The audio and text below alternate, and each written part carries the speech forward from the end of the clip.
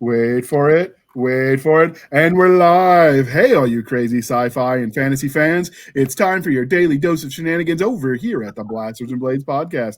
Just a couple of nerdy veterans and one chaos demon, coordinator, geeking out over our science fiction passions and fantastical fantasies. A place where magic is king, the sky is the limit, and space is the place. We are the podcast that puts the fun in dysfunction. So without further ado, we're going to let our guests introduce themselves. We are not going to go in alphabetical order. We're going to go in order of the guests as they've appeared. So the last guest, like Hollywood Squares that way. Well, yeah, we want our guest that's never been on before to have plenty of time to talk about herself. Because that's manners and stuff. And Chloe is a very mannered person. She tells me that all the time. Terry's already requested Swiss cheese from our variety of cheeses. That is good to know. So, Chloe, can you introduce yourself to our listeners and viewers at home?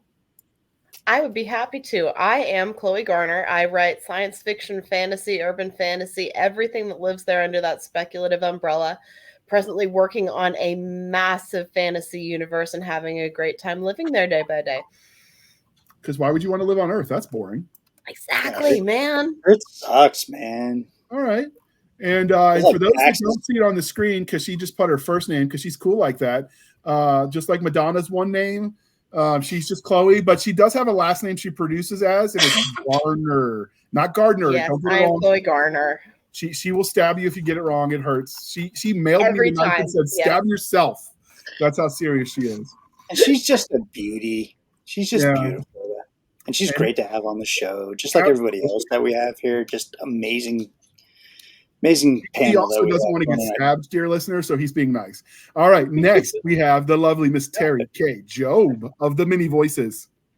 Ooh. Oh, yes. Hi. Hello, everyone. Again, as I've been on here several times before. Terry K. Job, baby author, book narrator, working on some new projects. Ooh. All right. Yes. That evil laugh did it for me. I'm here for it. And last but not least, we have Miss L. Jaji Lamplighter Wright. Madam Jaji. That just sounds cool. The madam. We feel like we should give you like a tiara and make you a duchess or something. I don't know how all that nobility stuff works, but it sounds cool. I myself, I'm just American, but my character is actually the daughter of a duke and duchess in my series, so it kind of almost would fit. Maybe a fancy beret with some accoutrement. Doesn't he use like the white and black striped shirt to do the beret, like the French do? Yeah, now fancy. Already, the beret would totally tie in with that outfit.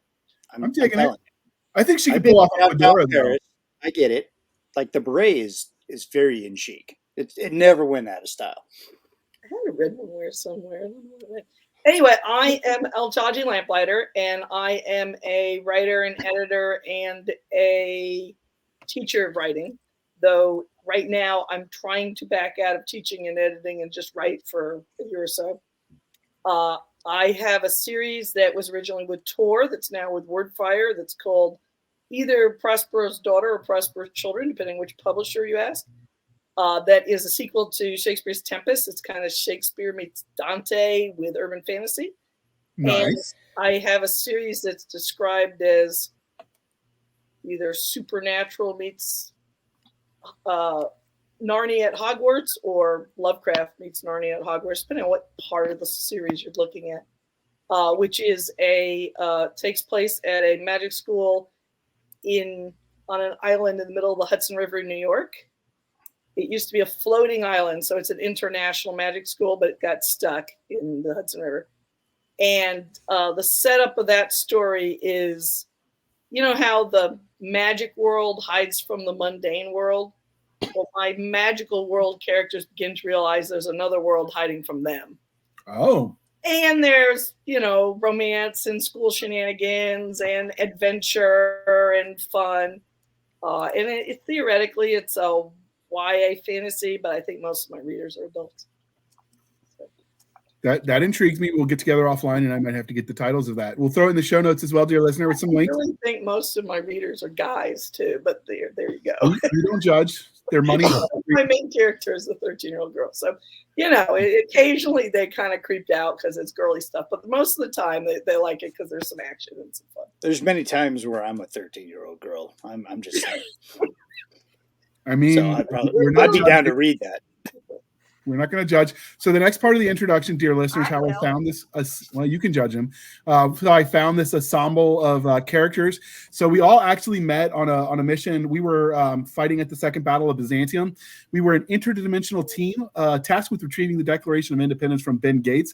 Weirdly, the dude looks a lot like Nick Cage. He probably hears that a lot. Anyway, we got it back. So all's well that ends well. And now it is safely in the museum in DC. Don't have to worry about it. Nobody could ever steal it from there. That place is like Fort Knox, I'm told. No, I personally hired the security. They're good. Yeah, so we're Where are they? What's the most that could happen? What's the worst that could happen? If they don't know how to read cursive.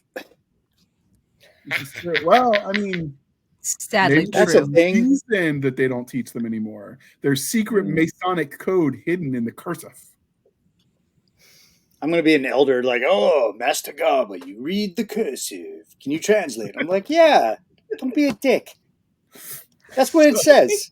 In non-specific terms, don't be a dick.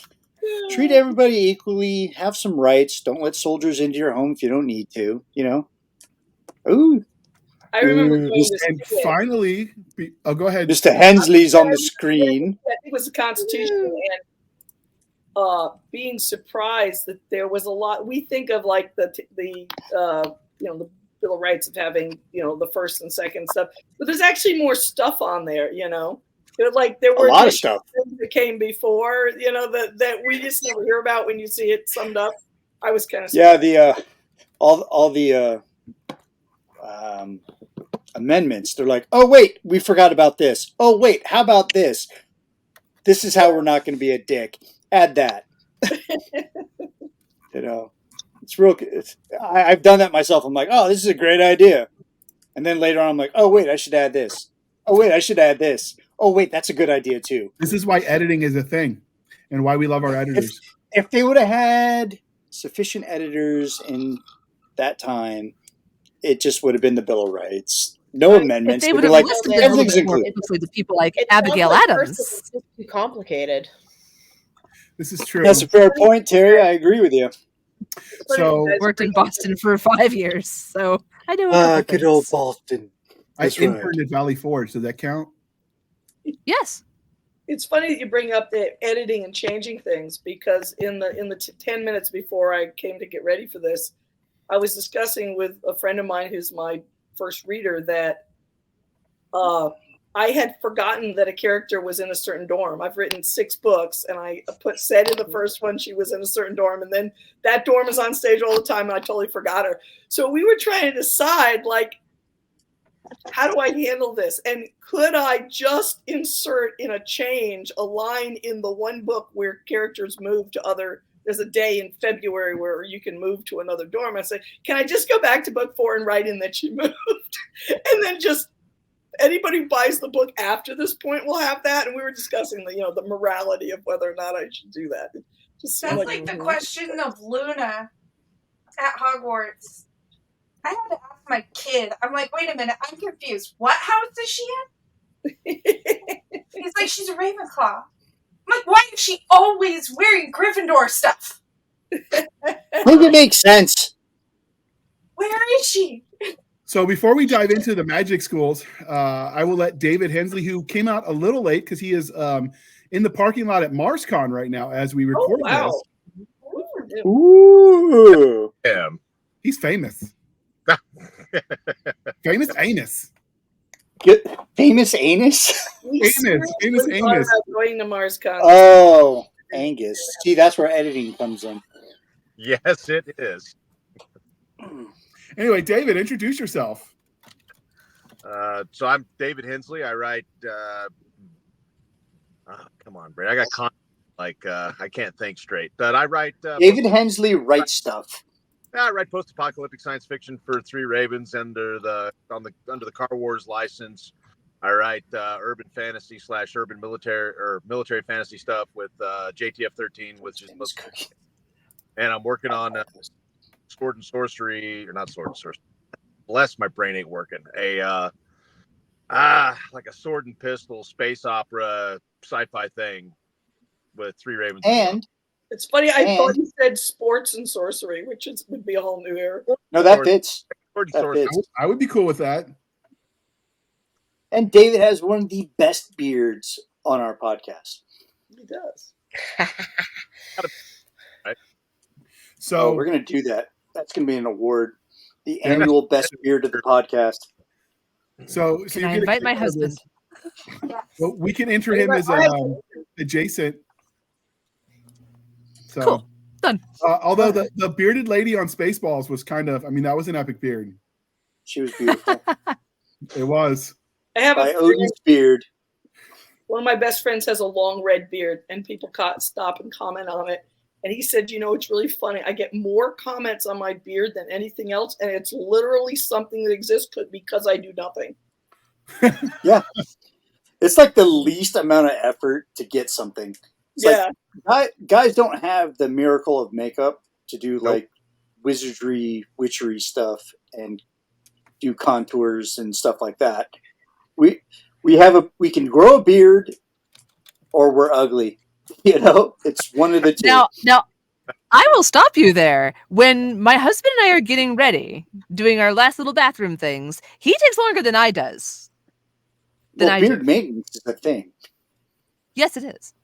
Yeah, that's a very expensive facial accessory. I'm just like, fresh hair. Has anybody else seen 1,000 Ways to Die in the West? Yeah, I have.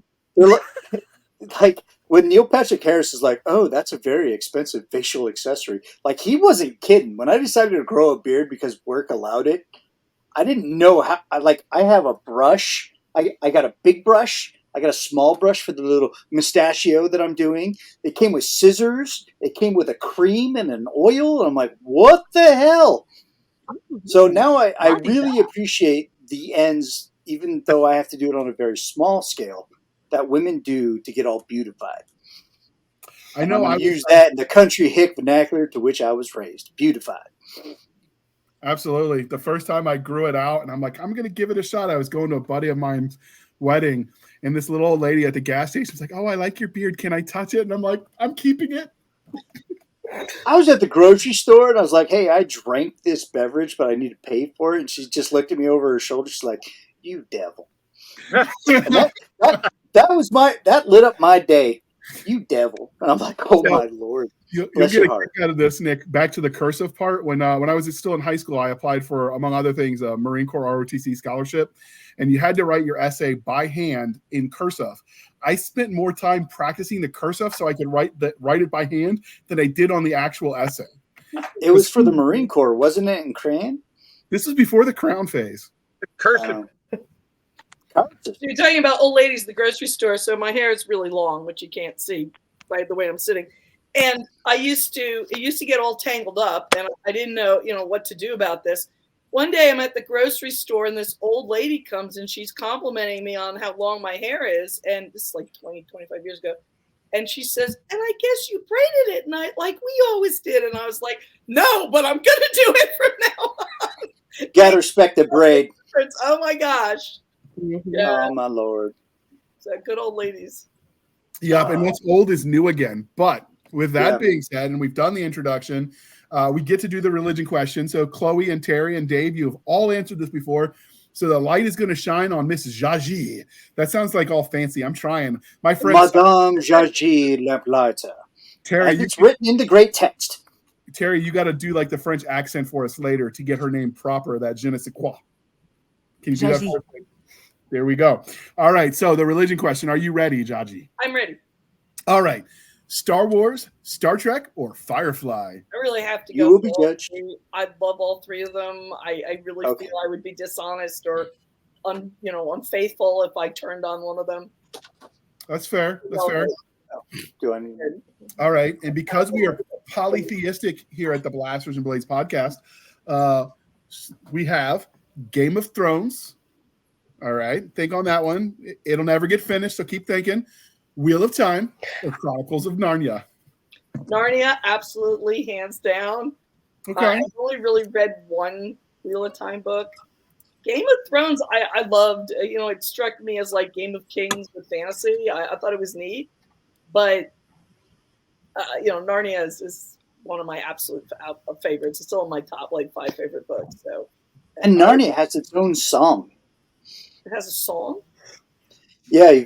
The Lonely Island. It's a bunch of guys from Saturday Night Live. I will have to go look for that. Oh, yeah. Just look up.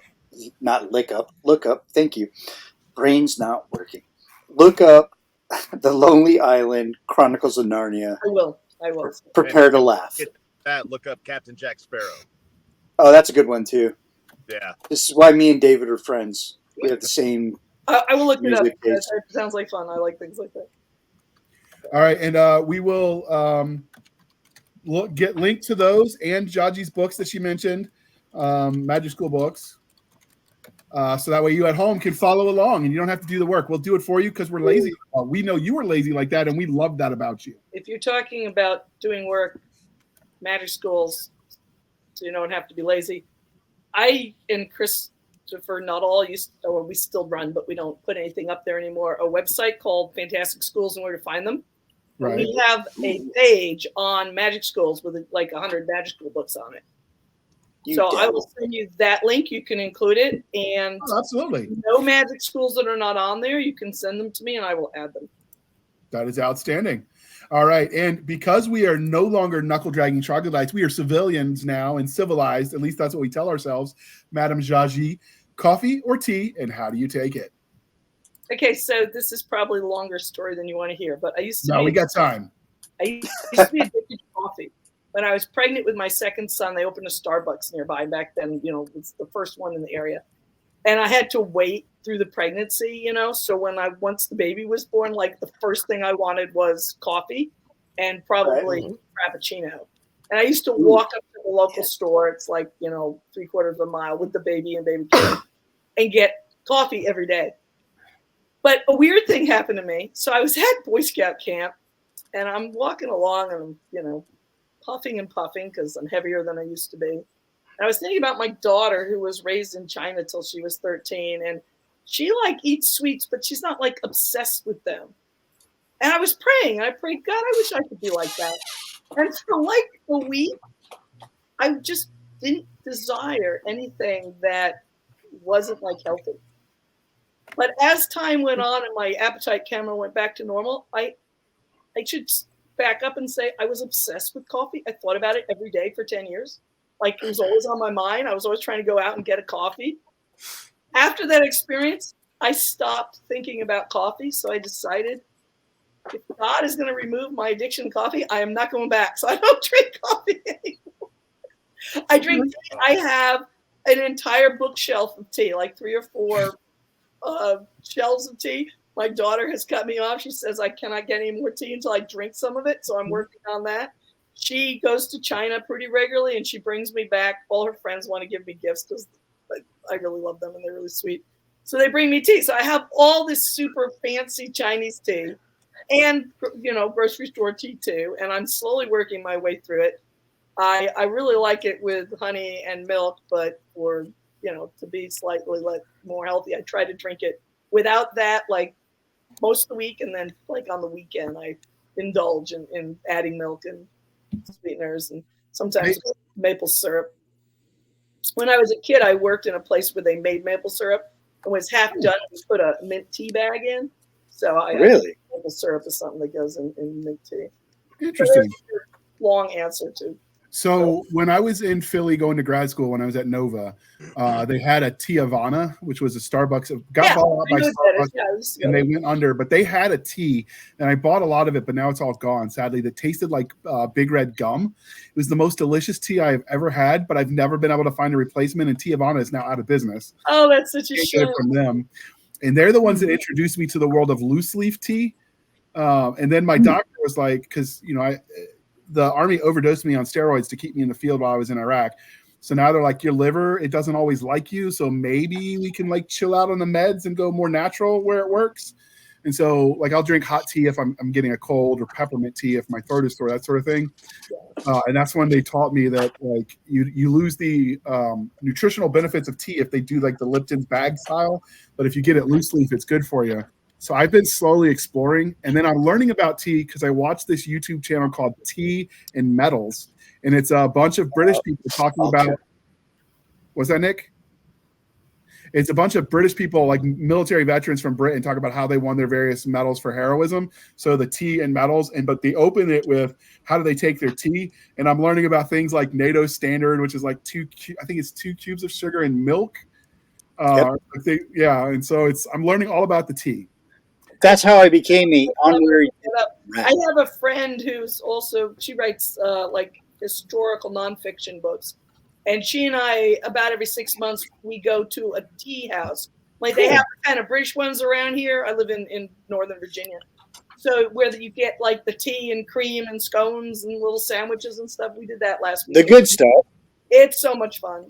And they give you like 20 teas. You have to sniff them all and pick the one you want. So I really enjoy doing that. It's like my one special thing that I'll do occasionally. Yeah, tea's an expensive hobby, and then I find a lot of my friends that like tea, they collect it almost more than they drink it. Much like you buy more books than you read. It's just one of those things. But the good news is they have those airtight tins you can get. Yeah. That you could be dead, and 3 generations from now they'll open that tea and it'll be drinkable. Well, I have a Teavana tin that I use for my favorite. I still have some of those too. Yeah. So. In fact, I wrote a short.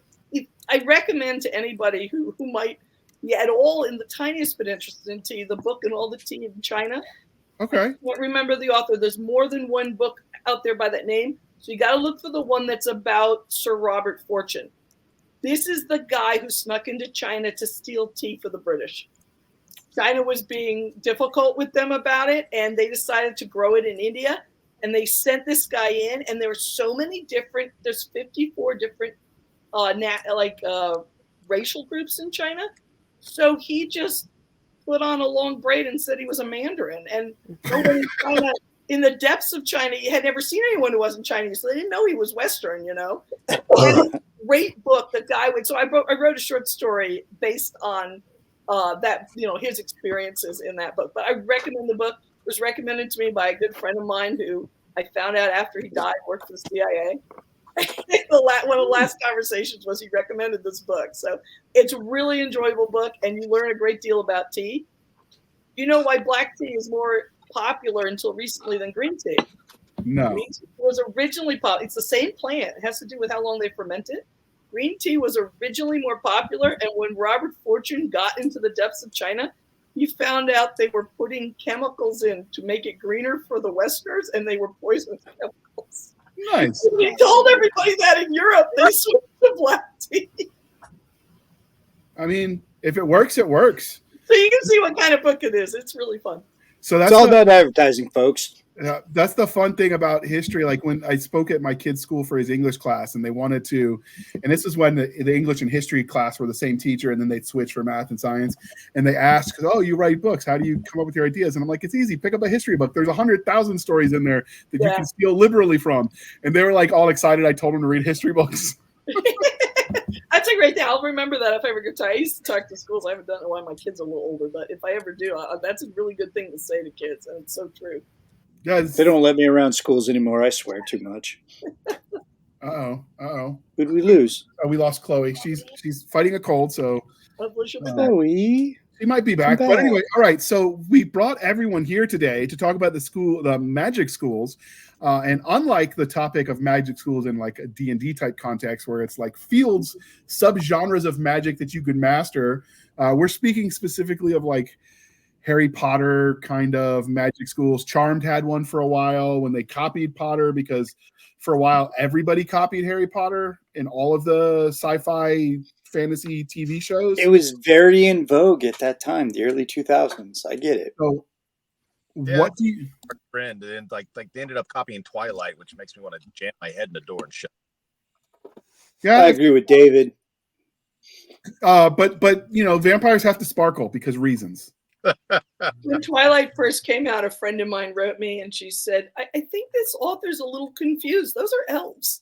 I like that. I walked out of Nice. Twilight when it in the theater, and then went and saw Iron Man again. Good. Had to butch back Because up. I needed to flush my brain of the weird vampire tale that was being shown to me. I think I should say something in defense of Twilight, even though I haven't read the book.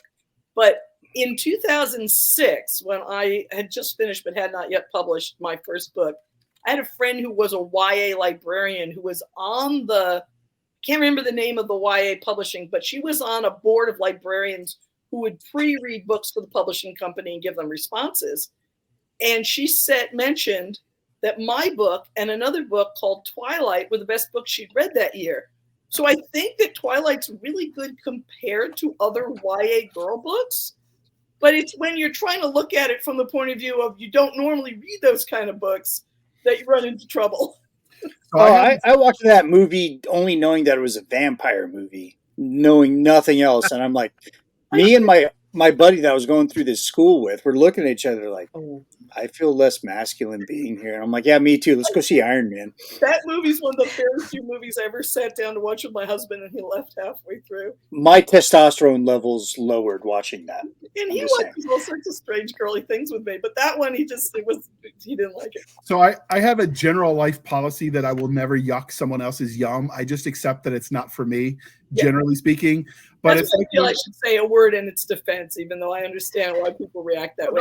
It's good at what it does. I was gonna say I loved it when I read it. Of course, I was also pre-college when I read it. I was still a teenager when that came out, but I enjoyed it personally. Yeah, And I really liked what she did with Midnight Sun, telling that story from the other side. Yeah, it's like I've heard she's never going to do it again, but I want to know how that turned out. Mm-hmm. Knowing what happened later in the story in the original run. Nice. But yeah, so that's the thing. That's the hardest thing as readers we have to accept is sometimes you're just not the target audience, and that's okay. I realized that my very first time I ever was like, so it took me like 17 years to get my first book published. And way back in the early point, I exchanged manuscripts with a friend's friend who was a writer, and she was writing a mystery. And she got partway in like a chapter or two into my story about Miranda Prospero living in the modern world. And she thought I needed to explain the concept of a magic staff. And at that moment, I thought, there are people out there who are just not my audience. And it has never bothered me again. The staff's important to the wizard. It's got a crystal or an amulet in there. They do not like me very much. So anyway, some people are just not in your readership, and that's okay. And that's true. And I shunned them mostly. You were saying something, David, about Twilight before we moved on. Oh no, just that like that weird trend to chase the very popular thing. Like it was Twilight, and then it was Potter, or maybe it was Potter and then Twilight. I forget the order in which that occurred. But like that the popular media has a bad habit of chasing something, because they see a cash opportunity in it. Yeah. Vampires. I mean, not vampires, but they are vampires. They will suck it dry, whatever the end thing is, and they'll make it just undigestible. So in their defense, there's something called the cultural zeitgeist, and that comes in waves. There's a reason, and somebody's done a psychological breakdown, and we can have J. Daniel Sawyer on. He's written a book on it about the cultural zeitgeist to talk about it. But like you can predict, if you know what's going on in the world, what's going to cycle in the popular monsters. And we go from at certain points in time, werewolves are popular, other times zombies, but they go in cycles, which is why if you write it and it goes out of fashion before you finish, publish it anyway, because when the wave comes back, you're going to be ready to, pimp your stuff. Or just wait a few years and it'll. Right. Yeah. But I'm still shocked that The Walking Dead is still a thing. I checked out after like season 3. I made it to like the 4th book in the graphic novel. We're on like 3 or 4 spinoffs right now, and I'm like, I don't care. Like the comic stopped being interesting after the first 4 years. Yeah, they lost me when they started doing things that like, oh, it's been X number of years and they're still driving cars. I'm like, who's refining that gas for you? What do you do? Kirkman. The engine. Kirkman should have went with his original idea where the zombie apocalypse was just a precursor to an alien invasion. That would have been a lot more interesting. ideas we might have to liberally borrow from. I have no problem stealing from Robert Kirkman. He's a hack. And I will say that openly, and I hope he comes at me directly on the Twitters or whatever, because I will argue with him, because I'm a bigger comic book fan and he can pound sand. But so I said what I said. Hate mail sent to Stabby, as usual. All right, Nick, I need you to hold it for just 5 seconds. All right, you got 10. I'm generous today. You get 10 seconds. All right, 30:01. So this is where we're going to insert the commercial. If you're listening to us on the podcast, we thank you for sticking with it. If you are watching us on the YouTubes, the Rumbles, or the BitChutes, just roll with it, because we are today sponsored by Three Ravens. So we're going to link to them, and they've got all kinds of books that are available on their website by lots of awesome independent authors. Although, if you're writing for a small publishing company, are you still independent? Where that line is, I don't know. We're just people. They release cool stuff, man. That's all I'm saying. Yeah, and I got a vested interest. I've got some stuff coming out with them in the near future. So, I mean, there is a little bit of, I scratch. Who would you want in your corner if you were fighting? You want a penguin or you want a raven? I'm choosing raven. I'm taking the raven. The hell with that flightless bird. Yeah, right? Well, I agree with David. Cheers. That feels like we have to have like an AMA where we get all these random weird questions. Now, if somebody comes up with an Osprey publishing, then I don't know. I'm going to be kind of like divided because it's a bird of prey. Let's roll that ad. Let's roll that ad. No, we're not doing an ad. We sponsored for the company, and we're going to move on because we're having too much fun, and I didn't want to interrupt. Get him to stop talking. Oh, yeah, that works too. Mute. I can give you mute powers when we're done. But so, magic schools, that might be dangerous for their marriage, Jaji, if I let her be able to mute her husband. I don't know. That's I wouldn't go that far. All right. Well, we're gonna cede to your wiser judgment, because I would do lots of crazy things, as I've proven in life. We're gonna go back to magic schools. So the school, obviously, it's the idea of people that have magical skills have to learn somewhere. But what do you think makes that such a popular trope? And is it mostly a YA thing, or do you think it works in any fields? Well, I don't think it's mostly a YA thing, unless you think Wizard of Earthsea is YA, which it wasn't when I was young. It might be now. But I grew up loving Rogue. That's the best. I always thought the Rogue sections of the Earthsea books were the best sections. I think it's just really interesting because you get the dynamics of a school story, which can be good without anything else. I mean, you can have good dynamics for a school story in a mundane setting, and you get the wonder of whatever magic you put into the background. So I think it just has a lot of potential. I think the reason it's so much of it is YA is that most kids in school are young. Well, it's got a lot of coming of age themes that go into it just really, really natively. You go in not knowing anything about the world, quite literally. This is one of the first tropes of academy and magic schools. And you come out and you have the ability to master the world that you just discovered. It's almost unavoidably a coming of age story, which is YA, unless you do some really radical stuff that shoves it out of that. I think that it starts there natively, and you can end up anywhere depending on how you shape the themes that the rest of the book fits to. But as a genre, that's where it starts, I think. All right, then I have a challenge for you to make it not YA. Magic School meets Billy Madison with Adam Sandler, and go. I was just going to say, sooner or later, someone will do a really good magic college book. There's some out there, and they're not bad, but none of them have like broken out to the point that other than maybe Glass House. There's one where I think they're actually vampires, but for the most part, they tend to do younger schools. Mm-hmm. But if somebody did a college, they could make it. Terry Pratchett's got a college. Discworld has Unseen University. That's right. That's right, and that's not right. And that was well before it became popular. There's actually quite a few that were out there that were before it became a big deal. But So would you consider Camp Half-Blood in the Percy Jackson series by Rick Riordan, but they're technically demigods, not magic users. So would that? So it's two issues. One, they're demigods, which I think is fine, and the other, it's summer camp. It's not school. So I think that probably if you enjoy the genre, you'll like. I mean, I love Percy Jackson, but I think you can make an argument either way. You know, it's really, it's going to be enjoyable to people who like magical books. That it has a lot of the same themes. Mm-hmm. Yeah. Except for you said it's summer camp, and I get that vibe if you've read the books, but they live there year round when they get to that point because the protection that's there. So is it summer camp? Not all of them do. I'm not sure that first they do live there year round. I think it's just like it's the next summer, I think. And then maybe after a while he just stops that. But it was supposed to be Camp Half-Blood. It was supposed to be summer camp. You know, I guess, you know, he just drifted away from that. I think it just over the course of the original series, it just got so dangerous. I just read the first series last year, so it's a little sort of fresh in my mind. So as fresh as things in a blonde mind get. Asked about Xavier's School for Gifted Children. Xavier's School for Gifted Children is in Salem, New York. Salem Center, New York, which was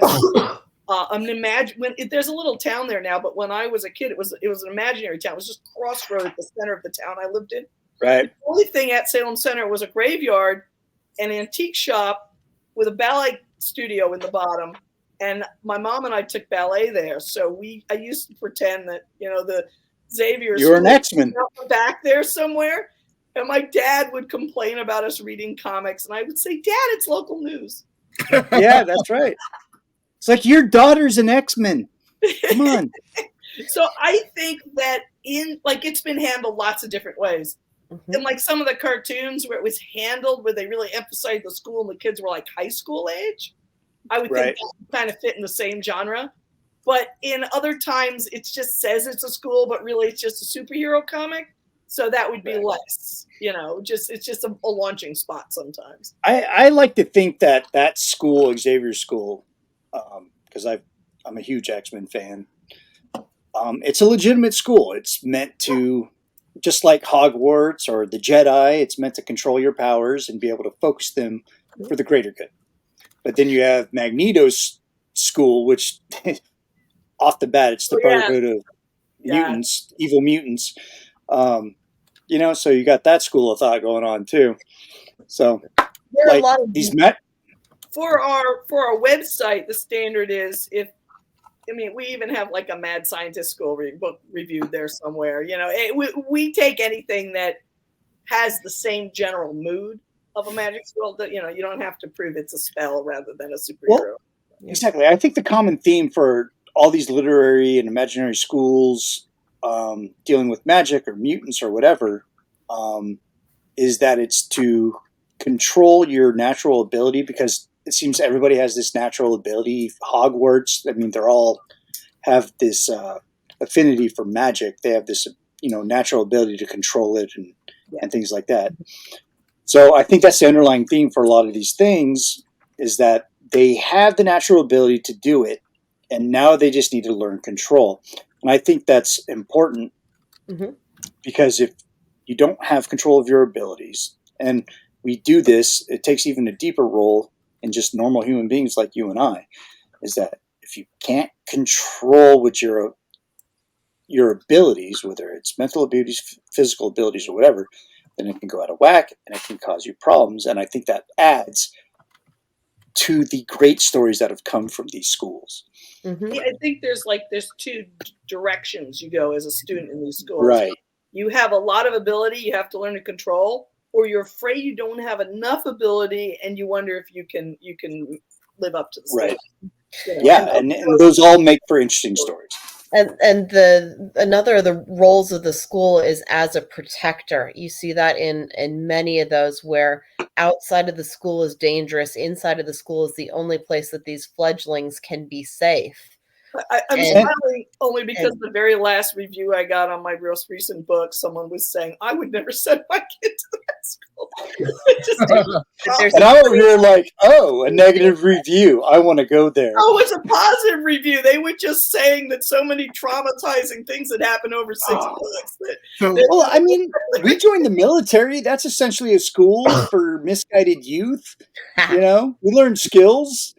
Some could be used for bad or for good. It depends. It's all about context. We used to joke that Fort Benning was called John Wayne School for Wayward Youth. Yep. So Do you think the Jedi Academy, because technically space magic is what the power of the Force, whatever. It's Jedi funny you Academy? ask that because I run role playing games for friends, and one of my friends' character just went to Jedi Academy, so I had to make up a Jedi Academy in the last week. Oh, you devil! Nice. You devil! I would have no opinion on it, but my dad was a Buddhist, so I borrowed stuff from the Zendo that I went to as a kid. So did the Jedi. Yeah, so did George Lucas. You're in good. Right, I figured it would work. You're in good company. Yeah. So do you think the Jedi Academy counts as a magic school? I do. Yeah. Yeah. Yeah. Okay. What about It just so I happens to be a I will sci-fi fight setting. people over that. Yeah. Yeah, but because Jedi actually feels like magic. Like, I mean, the setting is sci-fi, but the mood of how you get your powers and what, they're not based on how well made your gun is. They're based on something inside of you. And really, it seems to me like anything, whether it's superhero or magic, if it's coming from inside you, it's kind of in the same genre. Yeah. It's space magic. Just call it that. Yeah, Star Wars sort of sits right there at the space magic kind of intersection. I think that's why I With like samurai. Space magic and samurai. I mean, that was a winning combination. I mean, It's produced billions of dollars worth of stuff. So we're going to start with David because he's been a little too quiet. But do you have a favorite magic school franchise or actual school in the entire world of fiction? Oh, hands down, it's Terry Pratchett's Unseen University. I mean, the librarian got transformed into an orangutan by a magic accident, and it's that way because it makes him a more effective librarian. In a universe where magic books, like one magic book by itself, that's kind of a problem. You get a whole library full of them, like they warp space and time around them. The dang things will try and eat you, kill and eat you. So yeah, Unseen University is my favorite by far. Okay, Chloe. I really like the Unseen University answer. It's got such an interesting take on it because it's almost exclusively from the point of view of the instructors and the administrators and the adults trying to keep a lid on the stupid running around. And that's such a fun side of it, where the teenage side of it can be so angsty and so challenging to work through emotionally. Unseen University is just chock-a-block fun. We're summoning stupid every day of the week, man. I like that. Keeping a lid on stupid running around. That is teaching in a nutshell. Yeah. Beware the stupid. So, all right. What about you, Terry? I'm going to have to go with a stereotypical answer for my age group, and that would be Harry Potter. Hogwarts. I read the first book before I was 11. So, of course, on my 11th birthday, I'm waiting for an owl to show up, because why not? Why not? Or whatever the Ilvermorny equivalent is. Uh-huh. I was in my 20s when that came out. So I was like, I'm in my 20s. I was like, an owl would be badass. I want to do this. Oh, heck yes. I'd take an owl even in my adulthood. That'd be fun. Same. I love owls. Same. I still wait for my owl. I'm a little old for you're a wizard, David. Like, I don't want to Hagrid. Like, I love the little meme when they point out that if you missed your owl, Gandalf can still show up and take you on an adventure. Oh, that's true. That's true. Okay, I'm going to hope for that. I just want to fight a Balrog. That's all I want. That's not much to ask. So, I'm a grown man in his mid-40s, and all I want to do is fight a Balrog. I already mentioned Roke, which I love. My brother and I just loved those books when I was growing up, and we put them in games and all sorts of things. I love Harry Potter. I just utterly love it, and I must love it a lot because I've devoted the last, I don't know how many years of my life, since 2011, to writing magic school books. I really enjoy Christopher Nuttall's, if you want to read, so Christopher Nuttall, I think is how you pronounce it. He's Scottish. I don't know how it's actually pronounced. He actually went to boarding school, and it was a horrible experience.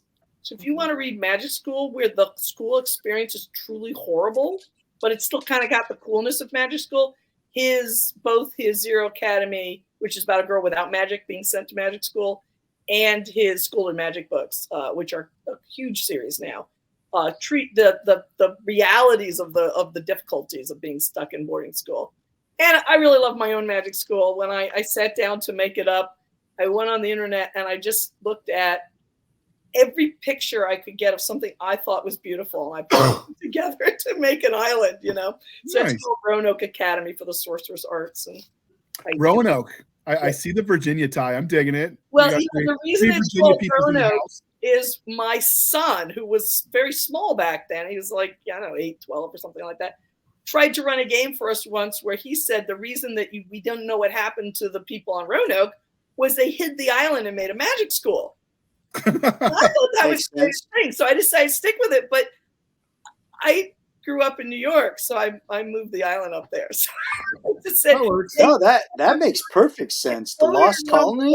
I have Fae from all over the world to come on at different times, and then it got stuck because it was the place where the Flying Dutchman was able to land because it wasn't land. And after he fell in love with a girl and she waited for him for 7 years, he was freed from the curse and the island stopped moving also. Wow, so it's that's a lot of lore. Like 10 or something like that. It's stuck in the Hudson. And the funniest thing is that when I picked this spot, because I liked it because it was right next to Storm King Mountain, which I love, I found out there actually is an island with a castle on it in the Hudson, right where Storm King is. I've actually been there twice and took pictures. You can't get to the island, but I've taken pictures of it from either side. So that's kind of a cool thing. A clandestine operation at night to infiltrate and reconnoiter, as you were. I think once a year they have a kayak race that goes there. You actually go sign up. Yeah. Go out to the island. It works. My island's much bigger than the real one. I used the real one and said that it was like moored against it, so it's kind of become one island. I just found out there's a company, it's either Idaho or Idaho. It's one of the Idaho countries, states. I mean, anyway, it's a long night, but they will build castles on your property. So I'm like thinking I might build a castle and start a cult just because it's a castle. What else are you going to do? No, you're just homesteading at that point with a castle. Anderson has a castle. He's the guy who runs Wordfire, which is the publishing. Nice. I'm going to declare myself a warlord and a feudal warlord and just he built this castle with his money from the Star Wars books he published. I see. That is a man who used his money well. He did. And that's the House of Garber lends its sword to your. We will make you a co-warlord. We can be feudal warlords together. All right. I love being a co-warlord. There you go. Stabby, what is your favorite magic school? You can unmute. So many. There's so many. I think the first one I fell in love with was, X-Men. And then I was introduced to Harry Potter, and I fell in love with that whole storyline. I've actually gotten to go to Universal Studios and go to Ollivanders and get my wand. Live that life. And I got to live that life, and it's amazing. And then as I get older, I find more and more of these magical schools that are just so much fun. I really enjoyed the School of Good and Evil. When they start plotting against each other and good becomes evil and evil becomes good, and it became a whole thing, and it was such a fun story to read and then to see the movie adaptation as well. So there's just so many that are just so much fun that I can't pick and choose just one. If they all have their little things. Come on. Hogwarts with the owls and the train and running through walls, and it just seems like so much fun. I would love to have Hagrid as a teacher, but on the other hand, the Vampire Academy, I'm a night owl as it is, so with the Vampire Academy, all your classes are at night, and I'm like, I could probably rock with that. No, you couldn't, Stabby. There's no possibility of an Italian vampire because hello, garlic. Hello, the Vampire Academy has the vampires and then the protectors of vampires, which are human but have super strength. Familiars. Can they have garlic around them with the vampires there? Because I don't know, your Italian soul might cry. Yes. Okay. There's so much fun. There's so many fun schools that each of them has their little thing. So we're going to get the list from Jaji later, and you're going to go through the list of all the magic schools, and you'll point out the ones you haven't heard of, because you're like filling up the chat on the side that the listeners can't see with all of the ones. We have like 100 books on our list. You know, I mean, there's when I started writing, in fact, I had a high power agent back then, and I sent him my, manuscript for my Wizard School book. And he said, every publisher already has a magic school book series. I can't sell this. That's true. Well, I mean, if we're going to really talk the book one way or the other, he just like right off said, they already have them. This was in 2011 or 12 or something like that, And since then, Indy has blown it up too. Right. Because we have an anthology called Fantastic Schools. And so there's, dozens of authors, like 14 authors per anthology. Some of them are the same. I mean, if we want to go old, if we want to go old school, you can go Miss Frizzle on the Magic School Bus. Yeah. Oh, hell yeah! You guys know Worst Witch? It's a British show and series. It's really good. They have a really good, more recent TV show for kids, but it's still fun. They had a bunch of things like that. Worst Witch was made into a TV show in Britain like 3 times. I've seen the TV show. It was on Netflix for a while. It was entertaining. It was cute. Chloe's right. She's not teaching magic. She's just doing magic. Yeah, She is magic, and she's lovely, but you can't call Mary Poppins a magic school either, man. Yeah, she was a little tyrant though. Mary Poppins was with her magic. Just I mean, I don't know. It's. I'll make the argument. How nice that was. I'll make the argument for Miss Frizzle. She had the bus, and the bus kind of counted as a school environment on its own. It's true, but she's not teaching them magic. She's teaching them dinosaurs. There was a TV show when I was a kid called Mission Magic, I think, that had the rock star Rick Springfield as a character, where the teacher had like an Egyptian cat that would suddenly allow them to go off on strange. It was kind of like Miss Frizzle, but it was like a Saturday morning cartoon. No, we're working our way towards Bill and Ted being a magic school, and I have got to call foul, y'all. No, that's a stopgap. Whoa, wait a minute. He used magic in school though, Bill and Ted, with his time machine. I think there's a difference between a magic school and characters who you think would fit in a magic school background, but their story. Well, I mean, if we want to circle back to a magic school, they'd probably fit fine. If we want to circle back to Mary Poppins, she could have been a Hogwarts reject because she also had a magical umbrella, just like Hagrid. That's true. She might have been whatever headcanon you like. We're good. It's still not magic school. No. No, it needs to be accredited by a reputable university or organization. Anyway, she gave me Bo Batten's vibes. There's lots of magic schools out there. Most of them either follow the British boarding school model, which you see in Harry Potter, or they follow the American boarding school model, in which case they're gothic and a little bit scary. I mean, there's a lot of them out there. Harry Potter is gothic and scary? No. Harry Potter is the British school model. But there's a lot of magic school books, some of them are vampires or things like that, out there, like dozens, that are like an American boarding school, and they're often a little bit gothic. Like the character goes there and she doesn't know what's going on, and it's a little not scary like horror, but scary like it's supposed to be a little bit gothic. Right. So Nick, when I sat down to write one, I wanted a different model. I didn't go with either of those, but those are like the main two that are out there if you read magic school books. Nick, your favorite? Yes. Xavier's School for Gifted Children. I knew that was the answer, but I had to ask you anyway because manners. Well, yeah, manners. So, go ahead. I'm a huge X-Men fan.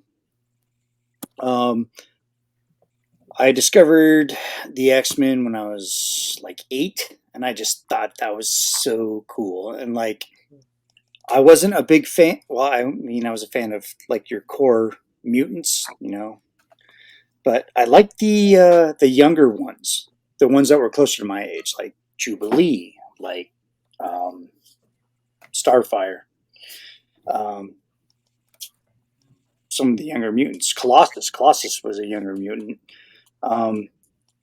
People that are in adolescence and they have these strange powers, they're going through mutant puberty, if you will, and they're learning to control themselves and live life with all these crazy hormones that are raging through their bodies. Now, in the X-Men universe, it's because they're dealing with the X factor, dealing with the X gene. They have powers. They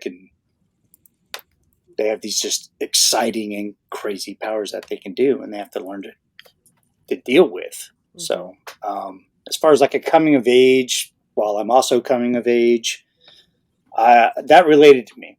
Mm-hmm. I situated myself with them. I was a huge X-Men fan. Wolverine was cool because he has rage issues, and most pubescent males have rage issues because you have testosterone just flowing through your body, and you do stupid things. You yell, you scream, and things like that. So the X-Men was really important to me until I dig deeper into the lore, and I learned it was an allegory between Malcolm X and Martin Luther King, which we're coming into his holiday. And then you learn that it's much more. It just expanded the universe for me, and been a fan ever since. And so that's my pick. Okay. Okay, so I'm going to go with Belgrave University, which is the site of the college where the Order, which is a hidden magic school at a college, is set. It has a unique take on werewolves because the werewolf skin actually chooses the user and then wraps around them, and they're two separate entities that merge into one, as opposed to being. I like werewolves. I like werewolves. I've liked werewolves. I first encountered Belgariad series by David Eddings, which I don't know if they technically were werewolves. They were just humans who could shift. But the idea of being able to become a wolf was so cool that I liked it. So when I saw that, and I think it was Netflix or Max, I can't remember where I watched The Order. I think we pulled off Netflix. I remember. Yeah. But it was were they more shapeshifters or were they true lycanthropes? No, they became lycanthropes because the wolf pelt chose them. But there was also a magic school in this hidden order. The I'm trying to remember. It was something like the Blue Roses. Oh yeah. Well done. The Hermetic Order of the Blue Rose. There we go. Right. And that's why I love her. That was the magic school in campus. And then, of course, it was a lot of intrigue. They didn't end up continuing the series because, like all shows that I like, they leave me hanging with no answer. So at some point, I'm going to dig in to find out if there's like books in that world or if it was books first and read them. A comic, something. I've been burned before, though. They promised me Stargate Universe I would get answers if I went to the graphic novel, and I did, and that ended in a cliffhanger, too. Those so-and-sos. Yeah, there's a group for unanswered questions in sci-fi and fantasy, and we meet on Thursdays. So one of the authors... You have an open invitation. Is one of the members of the Society of Cliffhangering Bastards, and he tells me they have cookies and I should come to the meetings, but looking at you... They should have fudge. That'll draw more members. So the evils of chocolate. But Chloe, so what is it you like about magic schools? You and Dave have been quiet, and we want you to talk too because we like you. Yay! I really like the coming of age aspects of it. The going in with absolute naivety and figuring out who you are and what you're capable of and your place in the world. Those are all themes that are just really easy to build compelling natural characters around that people that I identify with really, really easily. And then this fantasy that the world is bigger and more magic than you know, and it's just you turn the corner and all of that reveals itself to you is such a satisfying trope and a fun one to go chase after. And then you have all of the young love stuff running around. And I'm not naturally a fan of big romance arcs, but academy stories, magic school stories do those so well because you're taking people out of their natural environment and putting them into a chaotic and unpredictable place. And the romance arcs that just naturally bloom out of that sort of a plot line are really fun. But they take a back seat to that bigger world conflict that's going on, and the learning the new system that the characters have to evolve themselves into. So it becomes a subordinate piece, and that's the balance that I like that those stories tend to sponsor. What about you, Dave? I'm trying to think, because I'm not like, I like the idea of magic schools, but I didn't really cabbage on to the sort of the magic school genre, if you will. Like, I was a little late to the party for those sort of things to really kind of appeal to me. So the magic school that I really enjoyed reading about, like Unseen University, because it is more of a college environment rather than it being a coming of age where you're trying to sort out who you are and then sort out who you are in relationship to these abilities and how these abilities affect your identity going forward. Now, when you move into that like Unseen University environment, like, you've got wizard powers, but you're not the big fish in the pond. You're at this place where, like, these old bastards that have been wizards for hundreds of years, they're running the show, and you got to kind of do things their way, or you don't get to do things, or you're going to do things on the sly, and it's probably going to blow up in your face because magic is untrustworthy and you have to learn how to control it, or otherwise you'll summon something from the dungeon dimensions and you'll get eaten. So I kind of like that Darwinian environment of the more advanced magic school that you get in Discworld.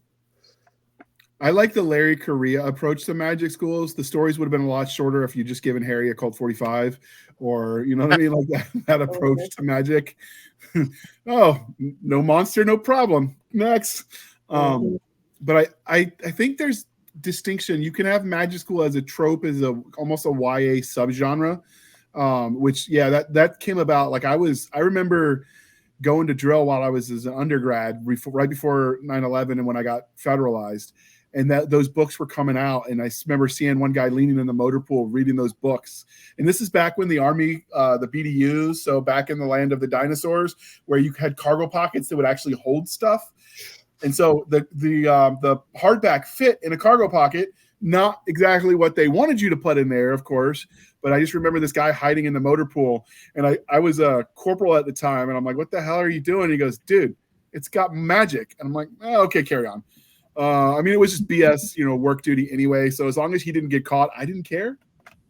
That was the rule. Of course, Nick and I are old enough to remember when the Army had a thing in the soldier skill manual that a good soldier will sleep when and where they can because you never know when you'll be able to rest again. And that was the genesis of many sham parties until the Army realized it and took it out of future editions. And I'm not saying I also hid in the cabinet once and slept, but I'm just saying like that all kind of came about when I was probably not the target audience. But I do like the idea of a magic school that can fit in other genres as sort of like a side thing. Like, oh, by the way, you've got a fantasy world where you've got wizards. Well, where do these wizards learn their magic? Well, of course, there's a school somewhere in this universe, as opposed to it being the setting, it more secondary. I like the way that works. It's like the White Tower Wheel of Time series. I mean, some stuff there's a good chunk of story told there, but then the stories move away from it. It's not the central focus. And while the magic certainly is driving the story to a certain degree, it's not the reason for the story. Much like Witcher too. In Christopher Nuttall's School to Magic, every other book is at the magic school, and every other book is like during the summer or vacation, and it deals with the nameless land and the lords, and the main characters came from Earth, and she shared information. So there's a technical revolution going on, kind of like the 1800s. So he deals with the kings and the levelers in the world, and then every other book he deals with, people cheating at sports and using the magic sports at school and things like that. They did that in the Back to the Future with Biff. Yeah, it leads to bad things. Cheating at sports. In Legacies, and this is kind of like one of my favorite when it comes to vampires and werewolves and stuff. I like when they're a little bit more gritty. Don't make them sparkle. That's not scary. This is the skin of a killer. Come on. Anyways, tell us how you really legacies. With legacies, I actually got into legacies because my stepdaughters were telling me about, and of course, I just dropped all of the thought process in my brain. Vampire Diaries? Vampire Diaries, which takes you into the originals, which brings you into legacies, which is the kids of all of them. And I was like, I can't watch legacies and know about these kids and why I should care about them until I figure out what happened to their parents. So I wound up watching all 3 series, trying to catch myself up so I can have these conversations with my stepdaughters. And as I was watching through them, I was like, he just ripped that dude's head off. I like this vampire. And then the werewolves came into it, and I was like, where did the werewolves come from? And then I got into the originals, and the werewolves were coming into it. I was like, okay, that makes more sense. And then all of a sudden you have gods, you have fairies, you have all these other things. And I was like, I dig this school because they're just like, you have to sign a little note saying, yeah, I won't kill that other guy over there. But like, it's not so, I sparkle, and a whole lot of wow. And this is meant for teenagers. Where? Because, dude, I've never seen arms flying so much in my life. And I'm Madam Stabby Stab.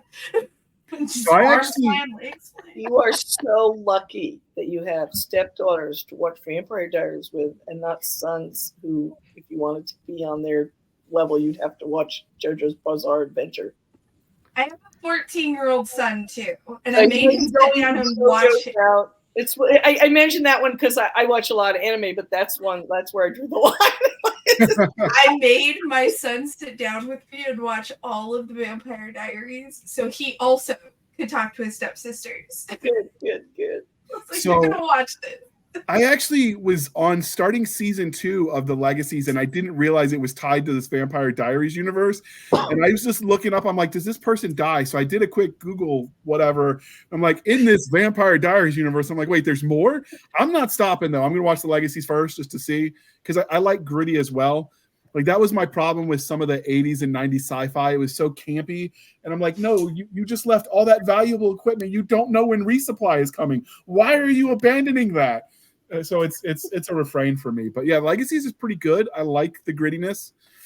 They do have a little bit of a Mary Sue character with Hope, but maybe we'll visit the Vampire Diaries as one of our franchises to talk about. Quick question: did you get to the end of Legacies yet? I'm starting season 2, and yes, Chloe, I seriously Google spoilers.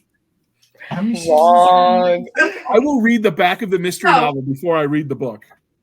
So this is the only little spoiler I'm going to tell you, is Hope starts out as a Mary Sue. She doesn't end as one. That's all I'm going to tell you. She turns into a psycho.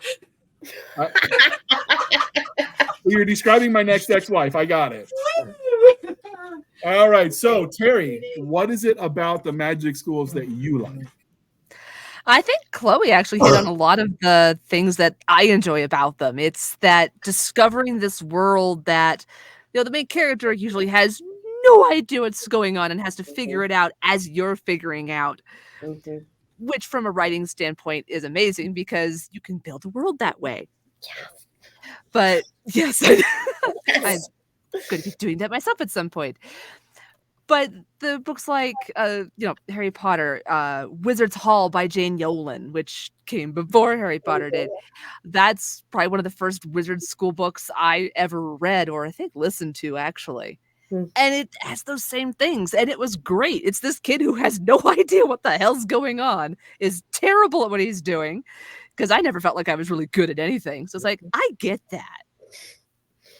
I can sympathize with this. So coming back to what you said earlier, Jaji, where you mentioned there were basically 2 tropes within the magic school. You have the British boarding school model that uses all kinds of weird words like prefect and head boy and which I thought were made up, but no, that's what they really have in British school. I thought it was made up too, and I'm like, really? You couldn't do better?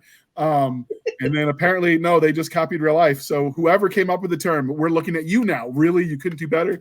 And then you said you've got the Gothic sort of American boarding school. Are there other kinds that speak to you? Because like there are. You know, I grew up a military. When I set out to write a wizard's magic school, I didn't want to do either of those. So I based mine on St. John's College in Annapolis, which is where I went to college, which is a very different setup. You know, you have it's really funny because my editor will occasionally flag things he says are just not believable. And it's always something that I actually got from my real college. For instance, like he refused to believe you could have an intramural sports system where alumni were allowed to go back and play. But that's the way my college did it. If you went back as an alumni, you could jump on any team and play the sport when you got back there. There was a bunch of other things. But anyway, I decided I wanted something a little different. So I set it up the way this college was set up because the college had a slightly different program. The classes are sitting around a table instead of at your own tables. And I thought every little thing I can take from this college that's different will make the story be a little different, so the experience is a little different. And I'm not the only school like that. Like, as I say, we have all the different, every short story has a different magic school in our little anthologies. And some of them fall into these two categories, but some of them don't. You know, some of them, they come up with something unusual where they have different take. Or there's a book by Cedar Sanderson, Vulcan's Children. I read this book and I liked it, and I can't think of the title. Something like Vulcan's Children, which is homeschool magic school. Interesting. So, you know, there's a lot of options out there. I think, you know, the majority fall into the kind of the American or the British look on it. But they had the magic school in City of Bones, no, it's not City of Bones. It's Bones and Blood. It's Netflix made a TV series. It's based on the books. I'll Google it when I finish talking, but they have one where it's very military themed magic school. Yeah, I mean, you would think that a military academy would be a neat place to put a magic school. There probably are some. I mean, I've read a lot of magic schools, and there's I've probably read only a tenth of what's out there. So I know there's a lot that I haven't seen, but I would think that you could do a lot with that. It is on our list to schedule. Shadow and Bones. There we go.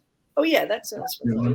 That's a fun Netflix show. It is, but the books are out there too. And the magic school they had was very militaristic. Yeah.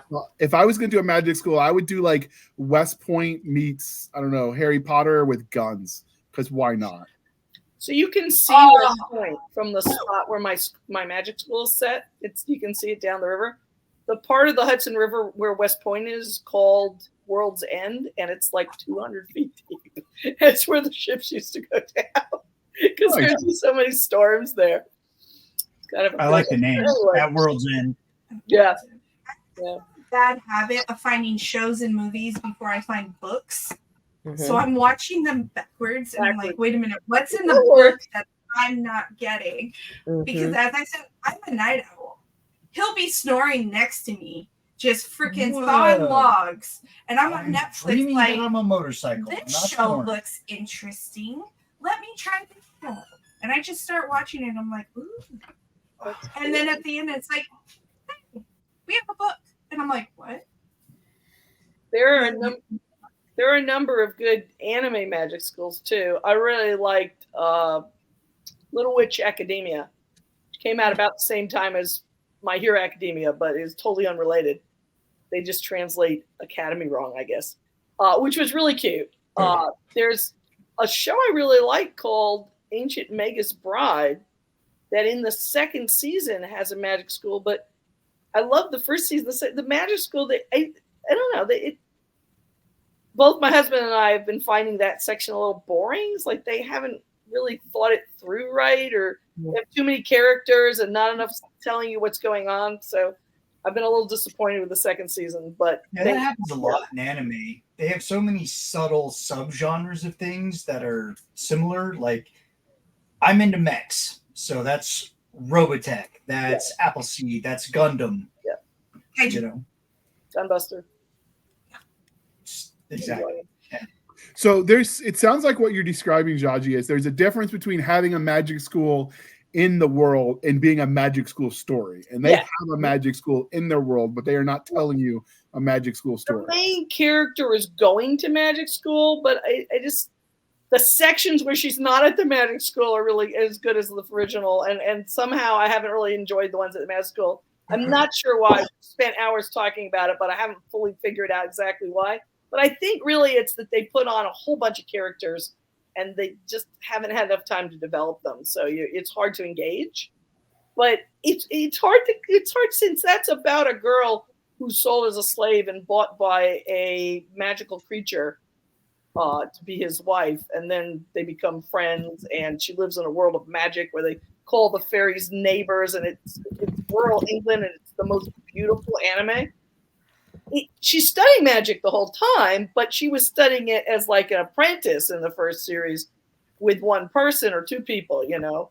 And so then they sent her to magic school. So I think you could have an argument about whether that is a magic school show or not.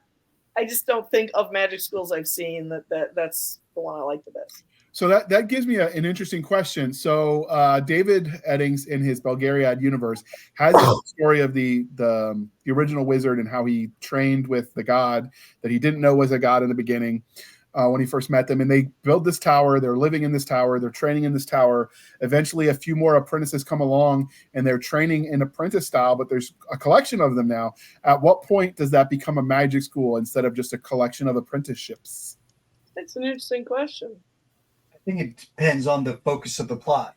Yeah, and how the plot centered around the school and the activities of the students, like Harry Potter, or is it subtext background?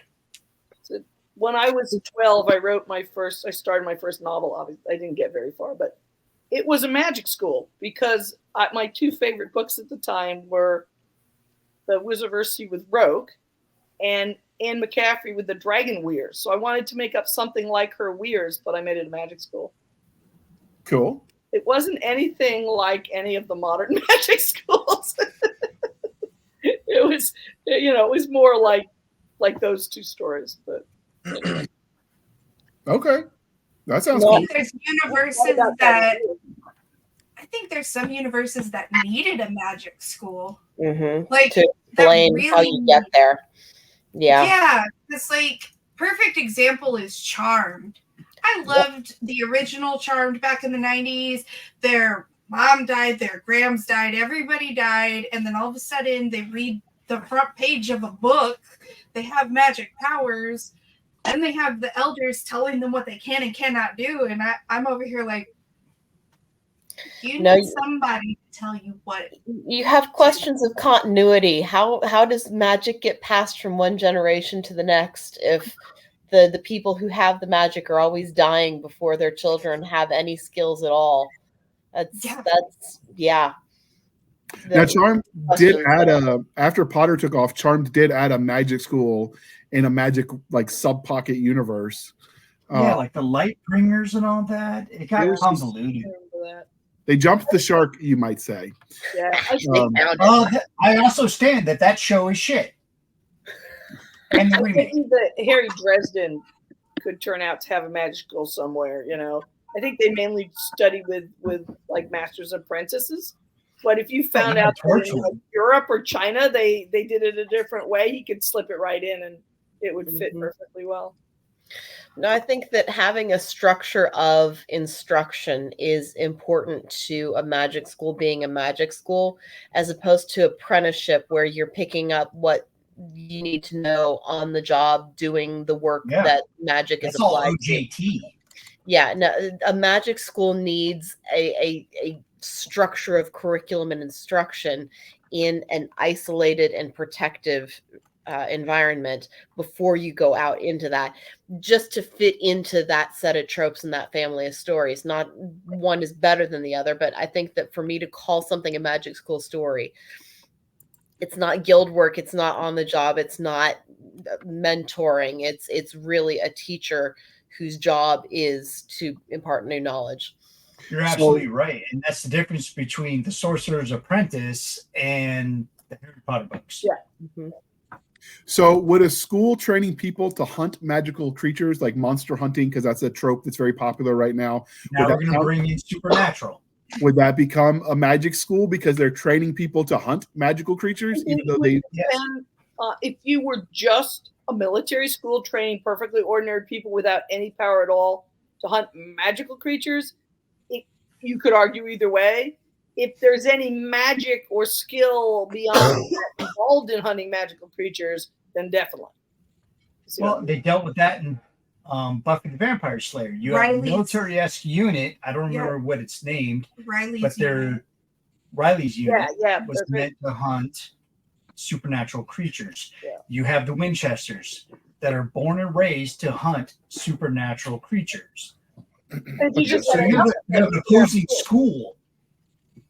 If you had a group of them, if there were more than 2 or 3, you had 20. If you had enough for a school, then it's definitely a school. Otherwise, you have to get into the homeschooling versus apprentice argument. Right, and you look at supernatural, the hunters. They're all born and raised to be hunters. But it's an apprentice style of training. Oh, absolutely. I don't disagree that.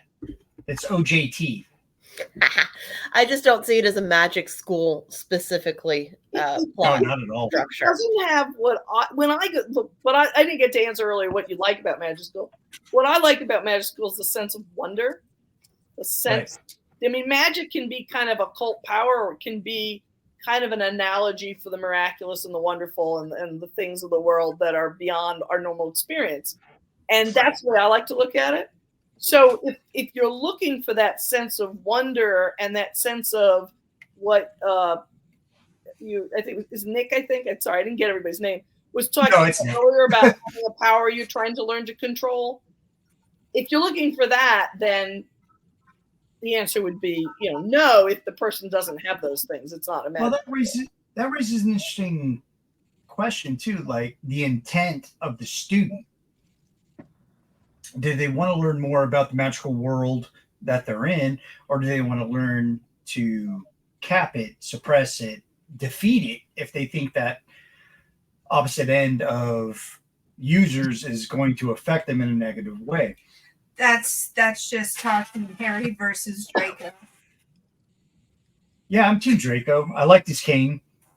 There must be other books like this out there, but my book is the only one I know where the main character is not from the non-magic world.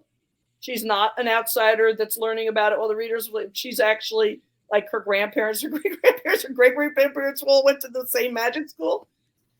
So maybe not great-great-parents. I think this school wasn't started yet, but they live longer, so that would have been long ago. But anyway, it's kind of a challenge, but I feel like everyone had done, you're coming from the outside, and which is a great way to do it. It's a really easy way to write it, and I love that kind of story too. But I just wanted to try the other side. So my character is not poor. She has parents, and she knows about the magical world. And it's really it gives you more of a challenge as a writer, because I have to figure out how to put on things the reader doesn't know. Right. But I've really enjoyed doing it just because, it's a different take on it. It lets you take it from a different direction. Well, I just have like what I love about those types of stories, the conflict. What's it? That's what I like about those types of stories, the conflict between ideology and just has other problems. And she's also discovering things that she doesn't know. But she, there's plenty of problems. There's plenty of tension and, action and things like that. It's just different. And that was one. Sorry.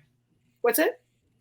I was just saying, I think that's where J.K. Rowling got it wrong, is that she concentrated so much on Harry and Harry's life at Hogwarts that she had so many other avenues she could have touched on. She could have done a spin-off, on how Draco was being raised.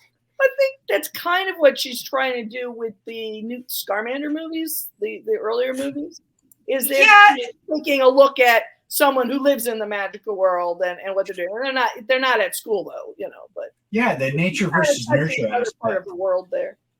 Exactly, the whole nature versus nurture thing, because Harry's coming into it as the most famous wizard that has no clue that he's a wizard. But she could have also, come from the other side of the spectrum and showed, Draco growing up in that family of Death Eaters. She could have shown us some of that background. She could have done a spin-off of that. You know what I mean? It's kind of like he doesn't do like short stories, from other people's or something, or who doesn't love spin-offs? Shown us, from the other schools' perspectives, the American school, Bo Baggins. But or Durmstrang. I would love to see more about the other magic schools. Yeah. See how they go about learning, how their, school time really is. I think that would have been a whole lot of fun of seeing how they all went to schools, because you see it a little bit in Magical Beasts and Where to Find Them. Yeah. He goes, I went to Hogwarts. He's like, I went to Hogwarts, and she's like, yeah, I went to the North American. I can't remember the name. It starts with I. I can't think of how to pronounce it. Yeah, and you kind of see that little rivalry there, and you're like, ooh, I wonder.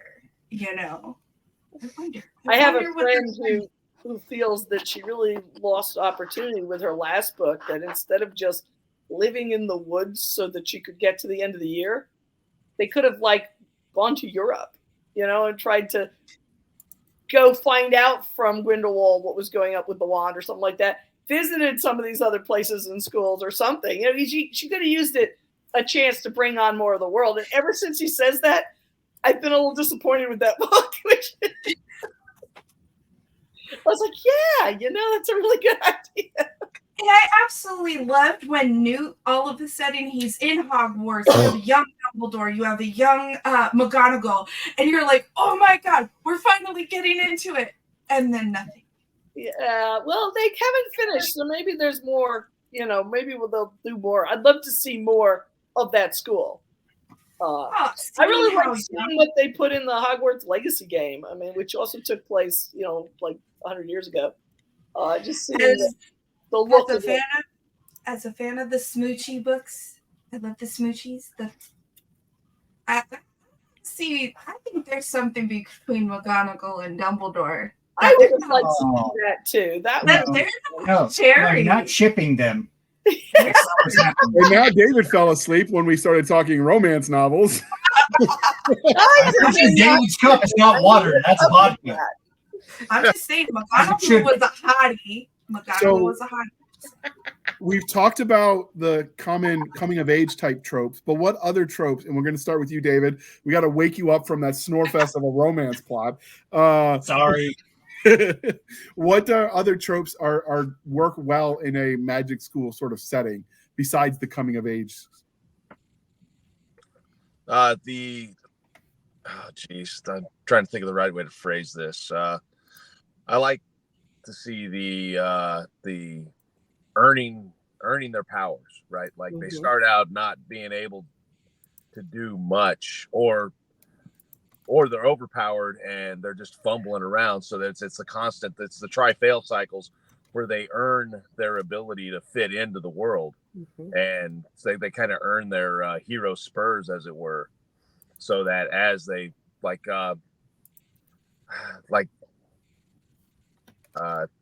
Star Wars, for example. I mean, like Luke Skywalker doesn't get to go to a Jedi Academy because, well, it's been destroyed, by his old man, as it turns out. But he still has to go through that process of earning his powers, earning his abilities.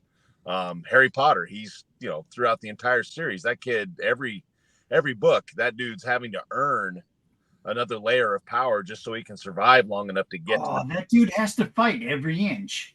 Yeah. Every inch. Luke didn't have to go to Ilum to get his crystals for his lightsaber.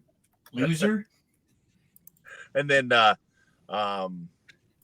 like Wheel of Time, magic school with the White Tower, like you see the point of view characters, Egwene and Nynaeve, have earned, like they have a lot of raw ability and no real good way to control it. And oh, by the way, they're very important to what's getting ready to happen. And if they don't figure out how to control that power, they're in real trouble. And so as well, their friends that they really care about, like they're in deep crap if they don't learn how to control their powers. So that earning your ability thing, I really like that about the the magic school. Okay. What about you, Chloe? You got a found family that just tends to show up immediately, trying to build the social structure that's going to work its way into the larger conflicts as we're discovering what those are, and the natural antagonism that comes from going into a school by yourself, and working through the social conflicts of everybody here is on their own and trying to figure out where they go. It's a really strong set of tropes, and I feel like you have to be really careful with them as a writer because it's so easy to make everybody evil. Sometimes in those series, I relate a lot to the evil person. Like, they start to speak more to me the older I get. So it looks like we lost Chloe, though. My She internet froze. keeps resetting. Sorry, we'll see if I can make it. So yeah, I said I can start relating the older I get to some of those quote evil characters. Like when we watched that 70s show in the beginning, Red Foreman was supposed to be like the buzzkill, but the older I get, the more he makes sense. My Red Foreman phase of parenting. So it's everything's Ferris a yeah. thing. Yeah. You start out identifying with Ferris, and at the end, you identify with the principal. Yes. All it is 100%. You know, teenage me watching Charmed versus me now watching Charmed. If I woke up tomorrow and I could freeze people, a whole lot of people would be standing there going, "Ow, why does my face hurt?" Because I am at that point in my life where I'm like, I don't like confrontation, but if I can freeze you and just smack you and then take a couple steps back and unfreeze you and be like, what happened? I'd be okay. I'd be okay with that. A lot of people would be like, "Oh, what happened? Why does my face hurt?" And I'm like, and it's not supposed to tell me that I can't do that. All right. So same question for you, Terry. Other than the standard coming of age stuff, what tropes do you like in a magic school? It's kind of a trope you'll find in a lot of different genres, but it's that always finding another deeper level to everything that's going on. I think the magic school genre lends itself really well to that because magic is usually complicated. It's connected to everything else. And so you can get those layers and keep digging through them as a series goes on and get to a point where, book 3 or 4, like, oh, this connects to what was happening in book 1. Wait a minute. So pretty soon you get the alumni chapter version as the series goes on long enough. Yeah. Okay. All right. Same question, Jaji. What is it, other than the standard coming of age tropes, what do you like to see in a magic? All sorts of things. Well, first of all, discovery of the magical world. I mean, I get into this because I love reading it and writing it because I love it. I love fairies. I love elves. I'm not saying I love every version of them, but what are they doing? What are the unicorns up to? So exploring the magical world to find out what's going on in the magical world is something I really love. But also just exploring the human world, like Diagon Alley. Like, how do the humans run themselves with magic? What are their society like? One review of one of books mentioned that I touched on nearly everything except for taxes. So I actually managed to get taxes into the most recent book. And it was really fun to think about, how do you pay your taxes? It's only in there for a paragraph, but I had to think about, well, how do they pay their taxes if they have a magical world and a moral world? I mean, are you paying your taxes to, London and DC, or do you get out of that because they don't know you're there? Things like that. I'm not saying my books per se, but that kind of thing, like how's the world set up, is something that I love seeing in these books. Fighting evil. You have power. Not everybody's using it correctly. So what are you doing when somebody who's got as much talent as somebody like Harry Potter doesn't become the good guy, And now you've got to figure out how to take them down, hopefully, without hurting the non-magical people who could, be used as, hostages or, there's a million different ways to do it. Not all magic schools have non-magical people. Some just live are on worlds where everybody knows about what's going on. But things like that, all of those I think are and then you get just action sections, the basilisk is on campus, and what do you just have an action scene of people fighting back. I had 100 wraiths on let free on my campus at the end of the most recent book, and they had a battle, and so things like that. It's just straight out battle of magic versus. I also had a sports game in order to decide who got control of a certain thing, where they had to. Hurling is a real game, but I thought it was made up and from fairy tales, because when I was a kid, the only time I'd ever heard of it was that the king of the Dion-Shi plays it. So we have a whole anthology of magical sports stories coming out in probably next summer. Was that inspired by Harry Potter and the Quidditch? No, it was inspired by for me, the hurling was inspired by Brian Froud's picture book, where it mentioned that King Finvar of the Dion-Shi played chess and hurling. And when I found out it was a real game they play in Ireland that they say is the fastest game on grass, I said, okay, I have to put that in my book. That's just cool. Because it's a game fairies are supposed to play.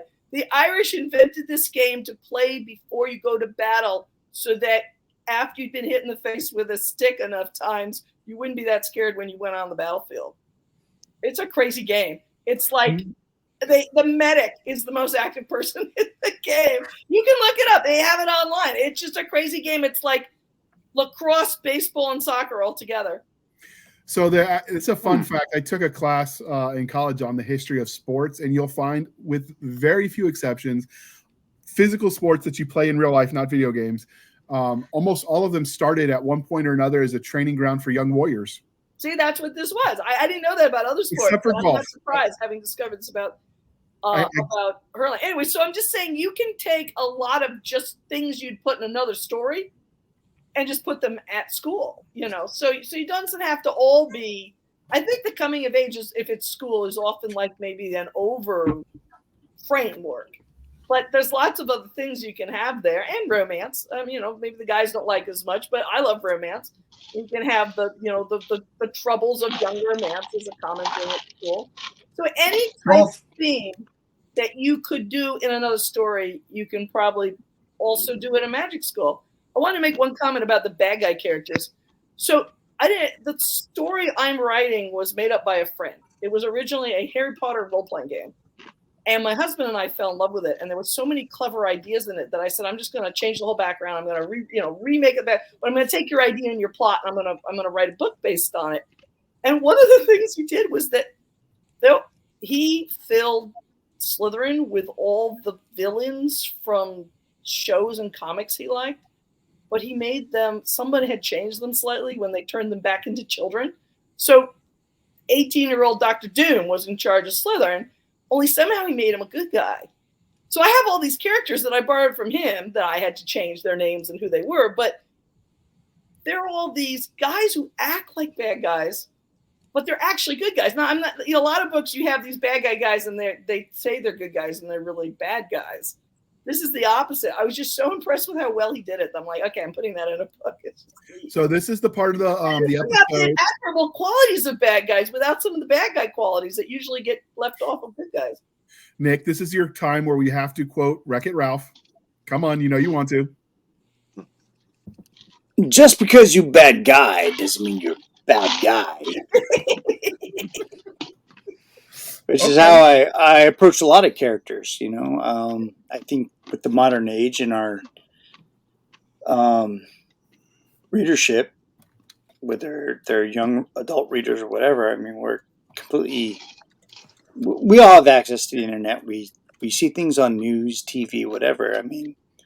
Even what we thought was a younger viewer thing is not exactly a younger viewer thing. They have to keep up with technology, and they're very intelligent, which I will deny to this day that I'll give them credit for that, because I think, well, you know what I'm saying. But our audience has advanced. They've become more intelligent. We have to find more ways to entertain them. We actually have more ways to fool them, redirect them, so they don't read past the plot. They can't guess it, So we, as writers and storytellers, which as the hearth bearer, because we go back to ancient times, the people that controlled the fire also controlled the stories, and it's been like that since human history. As the storytellers, we have to find ways to intrigue and keep our audience on the edge of their toes without guessing where we're putting the story. And I think that's very challenging. And I think that we're actually smarter than that because we still find ways to do that. We still find ways to find our inner child, our inner adolescence, and find that way to keep stories intriguing and keep people guessing and being surprised when we have the big reveal, which is the most important part. We all love that part when we're writing, is the big reveal. And hopefully they didn't guess the ending. They're shocked with eyes bright and their jaws down. And we're like, we got you. It's like a magician, when they do a trick, I got you. It's the very end. If you ever saw the original Phantom of the Opera from the early 1900s, at the very end, he holds something in his hand and the audience reacts to that and he releases his hand. There was nothing in it, but the face was, I got you. Is the big reveal. I got you. And that's what we all want as storytellers. We want that big reveal. We want to tell you that we brought you in, we got you interested, we got you guessing, and then the big reveal is, I got you. It's a beautiful thing, and when it happens, it's very beautiful. It's magical, and every writer that's ever done that, and I'm pretty sure that's everybody here in this panel, when we've had that, that is a glorious feeling.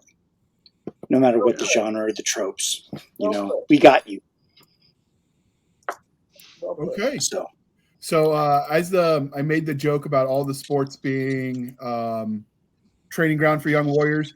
And I made the joke except golf. Nick points out in the comments, dear listener, you're not here to see it, but golf was a study of indirect fire, and maybe I'm still not buying it, but I mean, it worked in Animal House where they took out the pompous ROTC guy by golfing his head. Dude, play golf with me. You're going to guarantee that it's a study in indirect fire because I suck. I bracket you. I bracket the hole.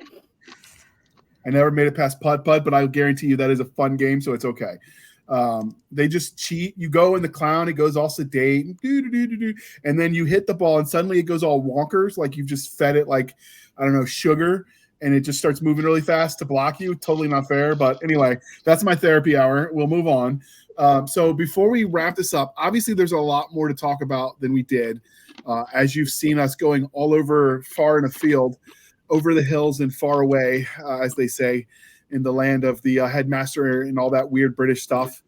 So we're definitely going to come back to this topic. But before we do, we're going to let our guests, and somebody is eating ice, we're going to let our guests tell us what they're writing now and how people can find them. All right, Jaji, what are you working on now? I'm working on two things. One is book 7 of my series, which is called Young Angel Society, and starts my character at the beginning of her sophomore year. And the other is, I hesitate because the guy's going to mock me, but a Regency romance set in the same world. So magic Regency romance.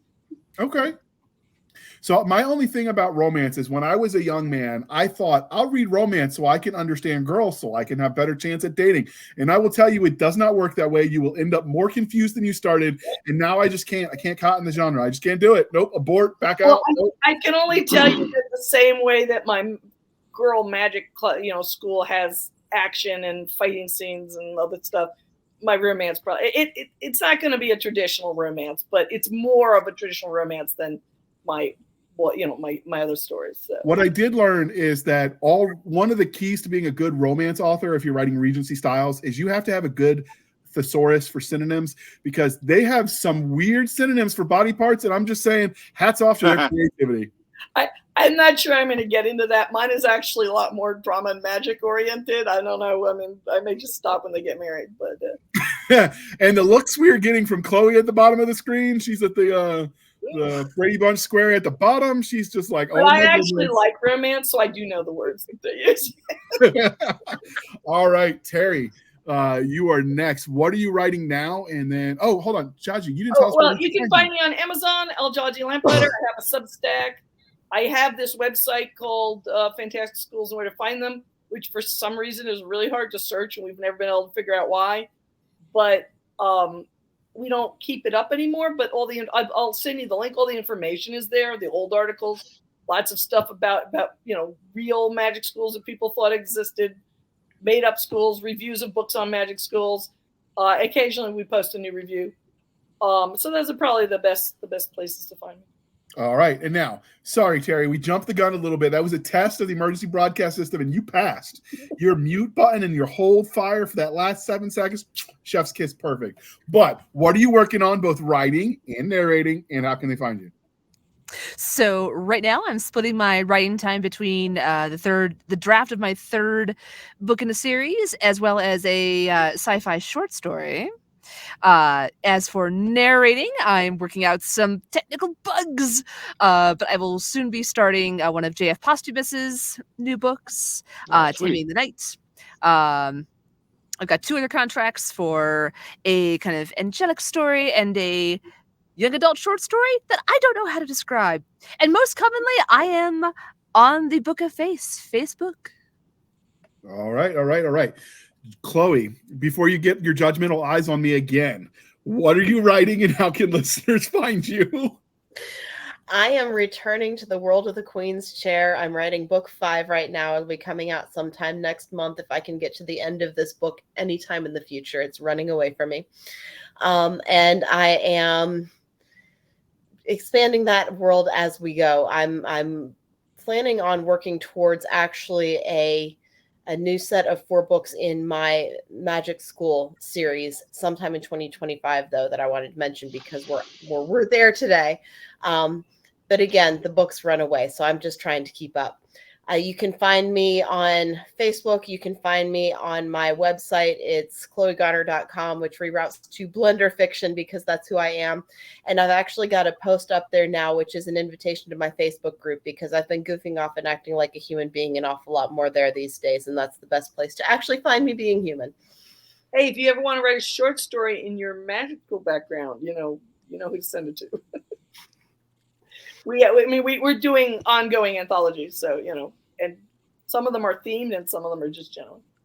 So do you get a lot of schools or a lot of stories and you're like, how the heck is this a magic school that you have to reject?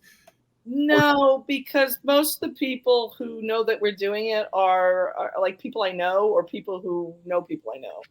Okay. I've almost never had to reject stories. Usually I get enough good ones that I just do an extra anthology.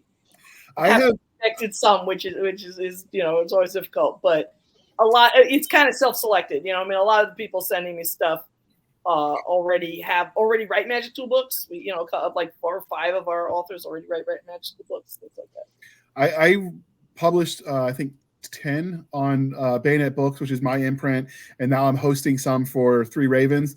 And you'd be surprised the number of non-Mill Sci-Fi books that get submitted to Mill Sci-Fi genre anthologies. We got a romance. I'm like, I get that the romance happened on a boat, but that doesn't make it a Space Marine story. I have had to reject 1 or 2 saying there's not actually a school here. Yeah. All right. And one person, Rebecca, I guess you're right. Sorry about that. So once or twice, it's happened. But as I say, because the people who hear about it and get they have to send me a query ahead of time. So often I'm in a position to say it's not really the right kind of story before they send it. So. Okay. It's a weird world when you're publishing because authors can be interesting people to get to know. Sometimes they're normal and they're just like the rest of us, and sometimes you know where their crazy inspiration comes from, and it's a mirror. Yeah, we've just been really lucky with the story. Yeah, so I got one lady who I rejected her story because it had the DMs problem where it was like more outline than an actual story, but the premise was good. So I sent back edits, and they're like, "You just don't like girls, and I'm going to sue you." I'm like, okay, good luck. I'm bored. Have fun. Oh my gosh, that's too bad. I've been really laughed. People I sent that conversation quote to Hillbilly because it was for an anthology I'm doing through him, and he goes, "I'm even poorer than you are, JR. So good luck to her." That's too bad. I do think we've been really lucky with what we've got. But it's been. We'll have to link to all of your anthologies linked in the same series if we went from like Amazon or Barnes and Noble. I think so. So they're I think they're only on Amazon right now, and they're through PubShare. So they were linked, and we moved to PubShare. I think they finally linked them, but if not, if you just put in Fantastic Schools, there's 7 of them out at the moment. Okay, we will try to link to those as well. I'll send you. Okay, perfect. Because if this sounds intriguing to you, dear listener, go through and buy the books and read them and leave reviews. That matters. It's a great way. We love reviews. It's a great way to find authors in this background because, as I say, at least half a dozen have other magic school stuff out there.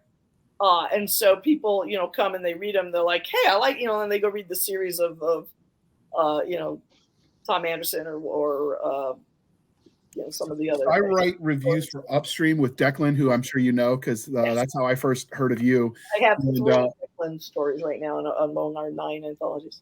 Nice. So his because I write for him, I've actually started thinking about some of these anthologies. I'll just find the 3 or 4 I like the most and write independent reviews of those, and then get more reviews out of the individual book instead. Because otherwise, anthologies are really hard to review.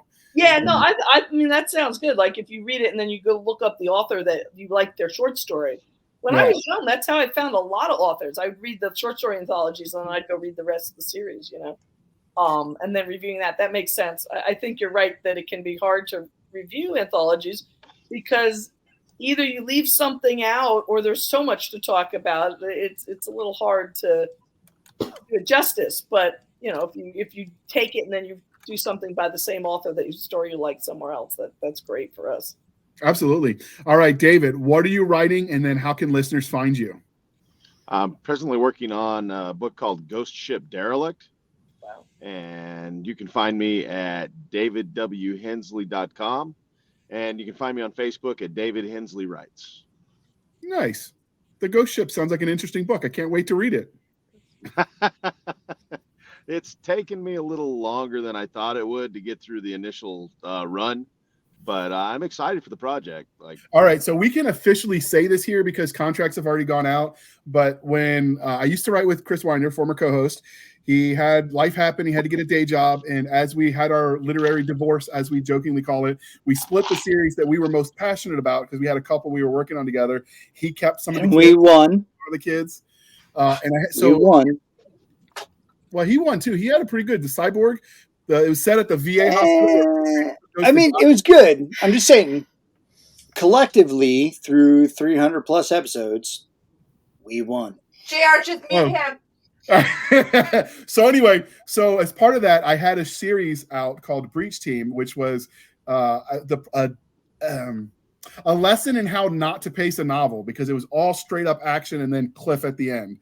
And so when I unpublished it, because I was going to get back to writing it later, I started working with Hillbilly over at 3 Ravens, and he goes, I got this guy. He used to be Navy. David, you'll like him. He's cool. He lives near you-ish.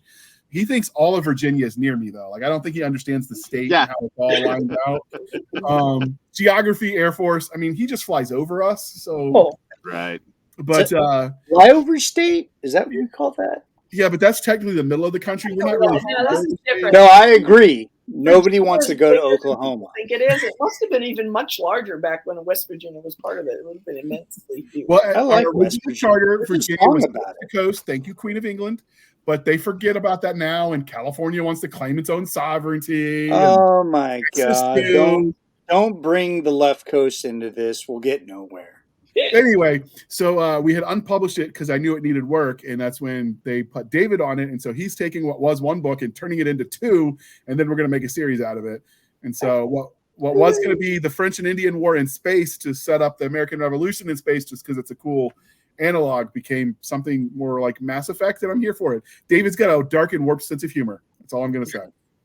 That's why we're friends. Absolutely. That's also probably how he survives in the Navy.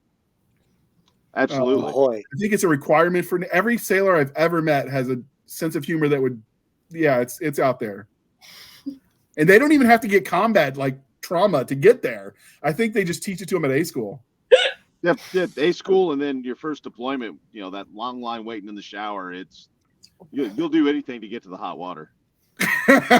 So many jokes. I'm butt naked and cold with a bar of soap in my hand. Please expedite this process. Yeah. All right. So Stabby, before Nick has another stroke, we have a question. You had something important you wanted to share with everybody. Yes. So we all know that Stabby loves doing research, and I was researching as we were talking. I kept bouncing between sites because I love doing research. I found something really fun, freaking neat. There are 7 colleges that offer a Harry Potter course. Wow. I knew there were colleges where you can play Quidditch and they run around with a broom between their legs. Which, oh my God, kill me now. Are you guys ready for this? Because I have the list. Are you guys ready? Yes. Bring it. Geekdom, I can't stand anymore. Okay, hold on. So the University of Western Ontario gives you the course of The Many Faces of Harry Potter. Georgetown University gives you the course of Knights of Old and Harry Potter. Nipissing, I might be saying that wrong. Nipissing gives you the classic course of Harry Potter. You're giggling a little too hard at this. I think this is hilarious. Frostburg University twists all these Harry Potter categories into their Harry Potter education class. Wilford Lauer? I'm really dyslexic and I really shouldn't be the person reading this. Offers a unique course in Harry Potter and medieval culture.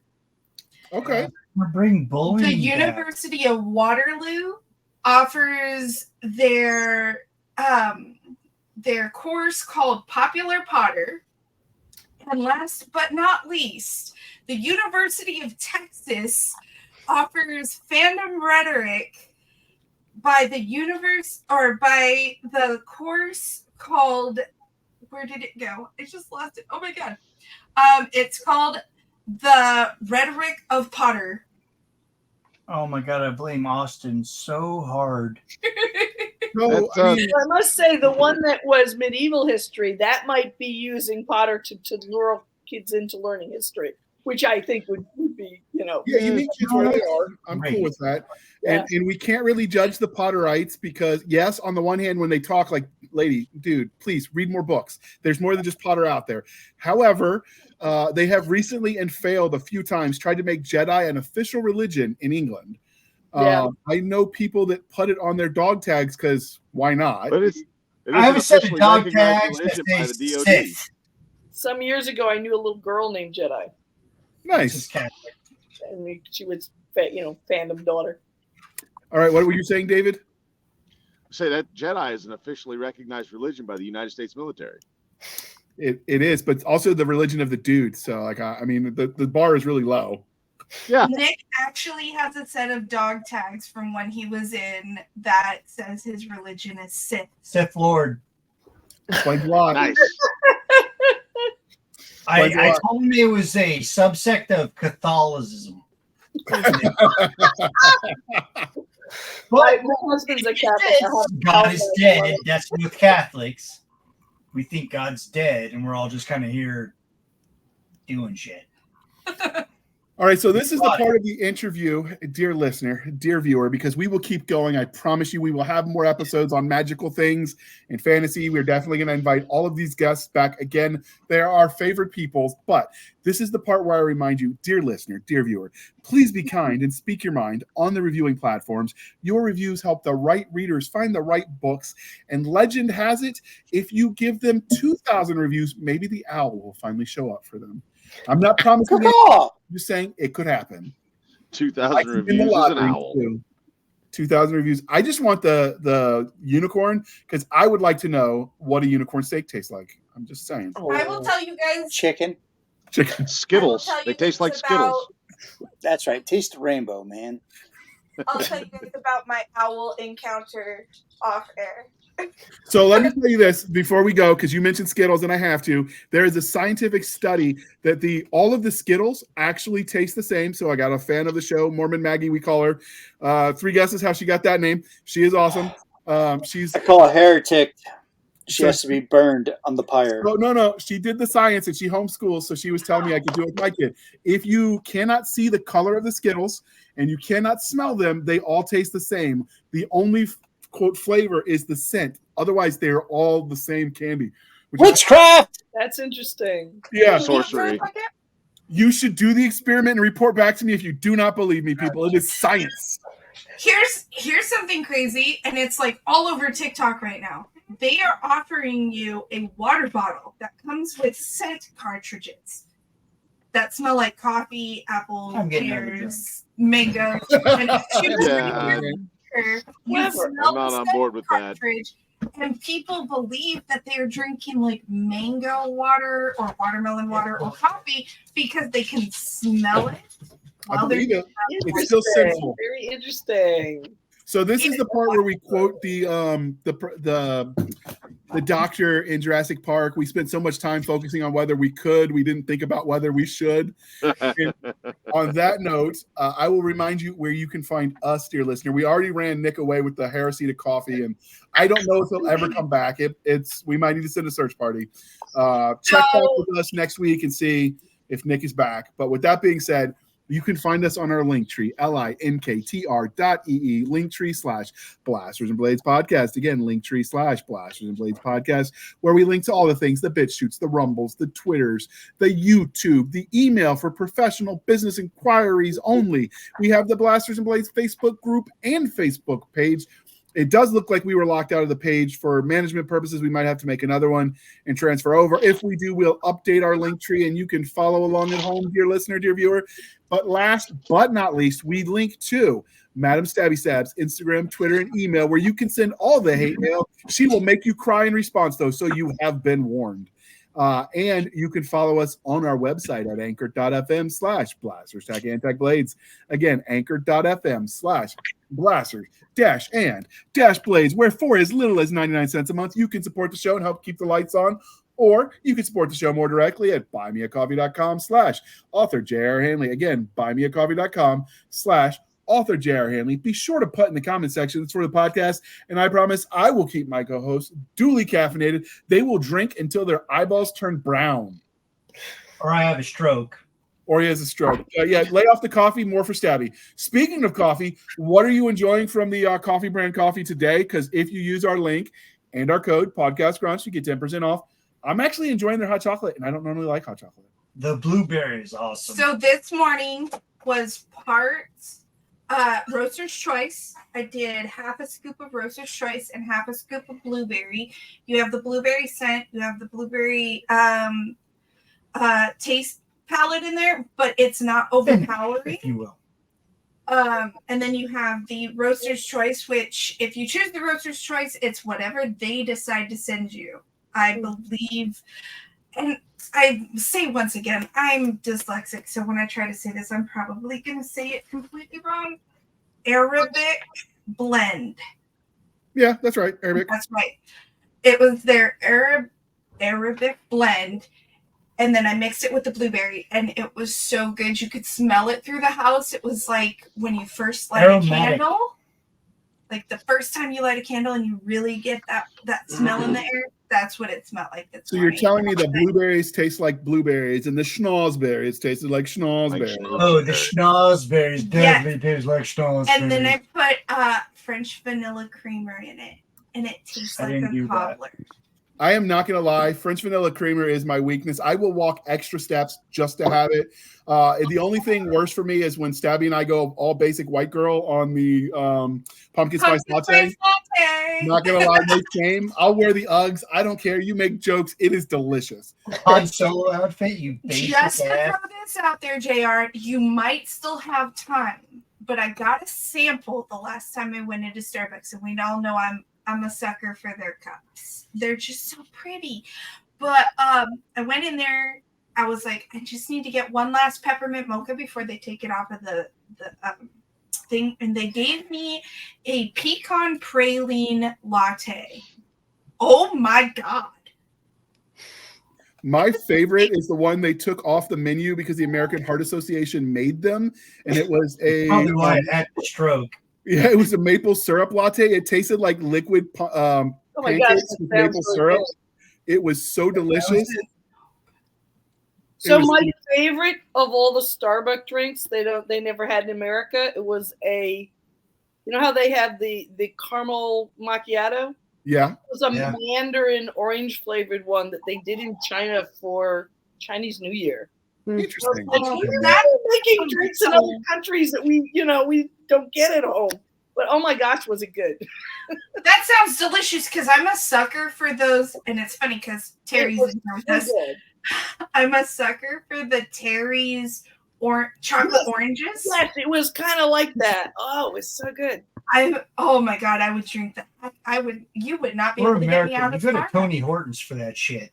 All right. Well, while I was there was Tony bubble tea, Hortons. which I now spend much more money on than I should. Don't get me wrong. I love Tony Hortons.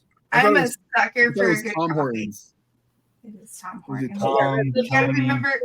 So he keeps reminding us all that he had a stroke, but he actually did just have a stroke.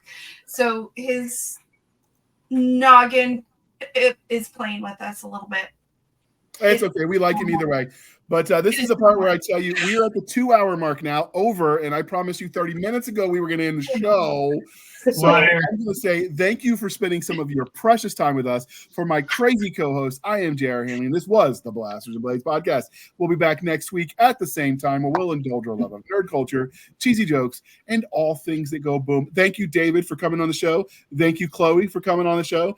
Thank you, Terry K. Job of the Many Voices. We appreciate your patronage. And thank you, Miss José Lamplator. You're welcome. Thank you so much. We're going to have all of you back together, separately. I don't care. You're all fun. You all get a special place in my book of insanity. And with that, we are out.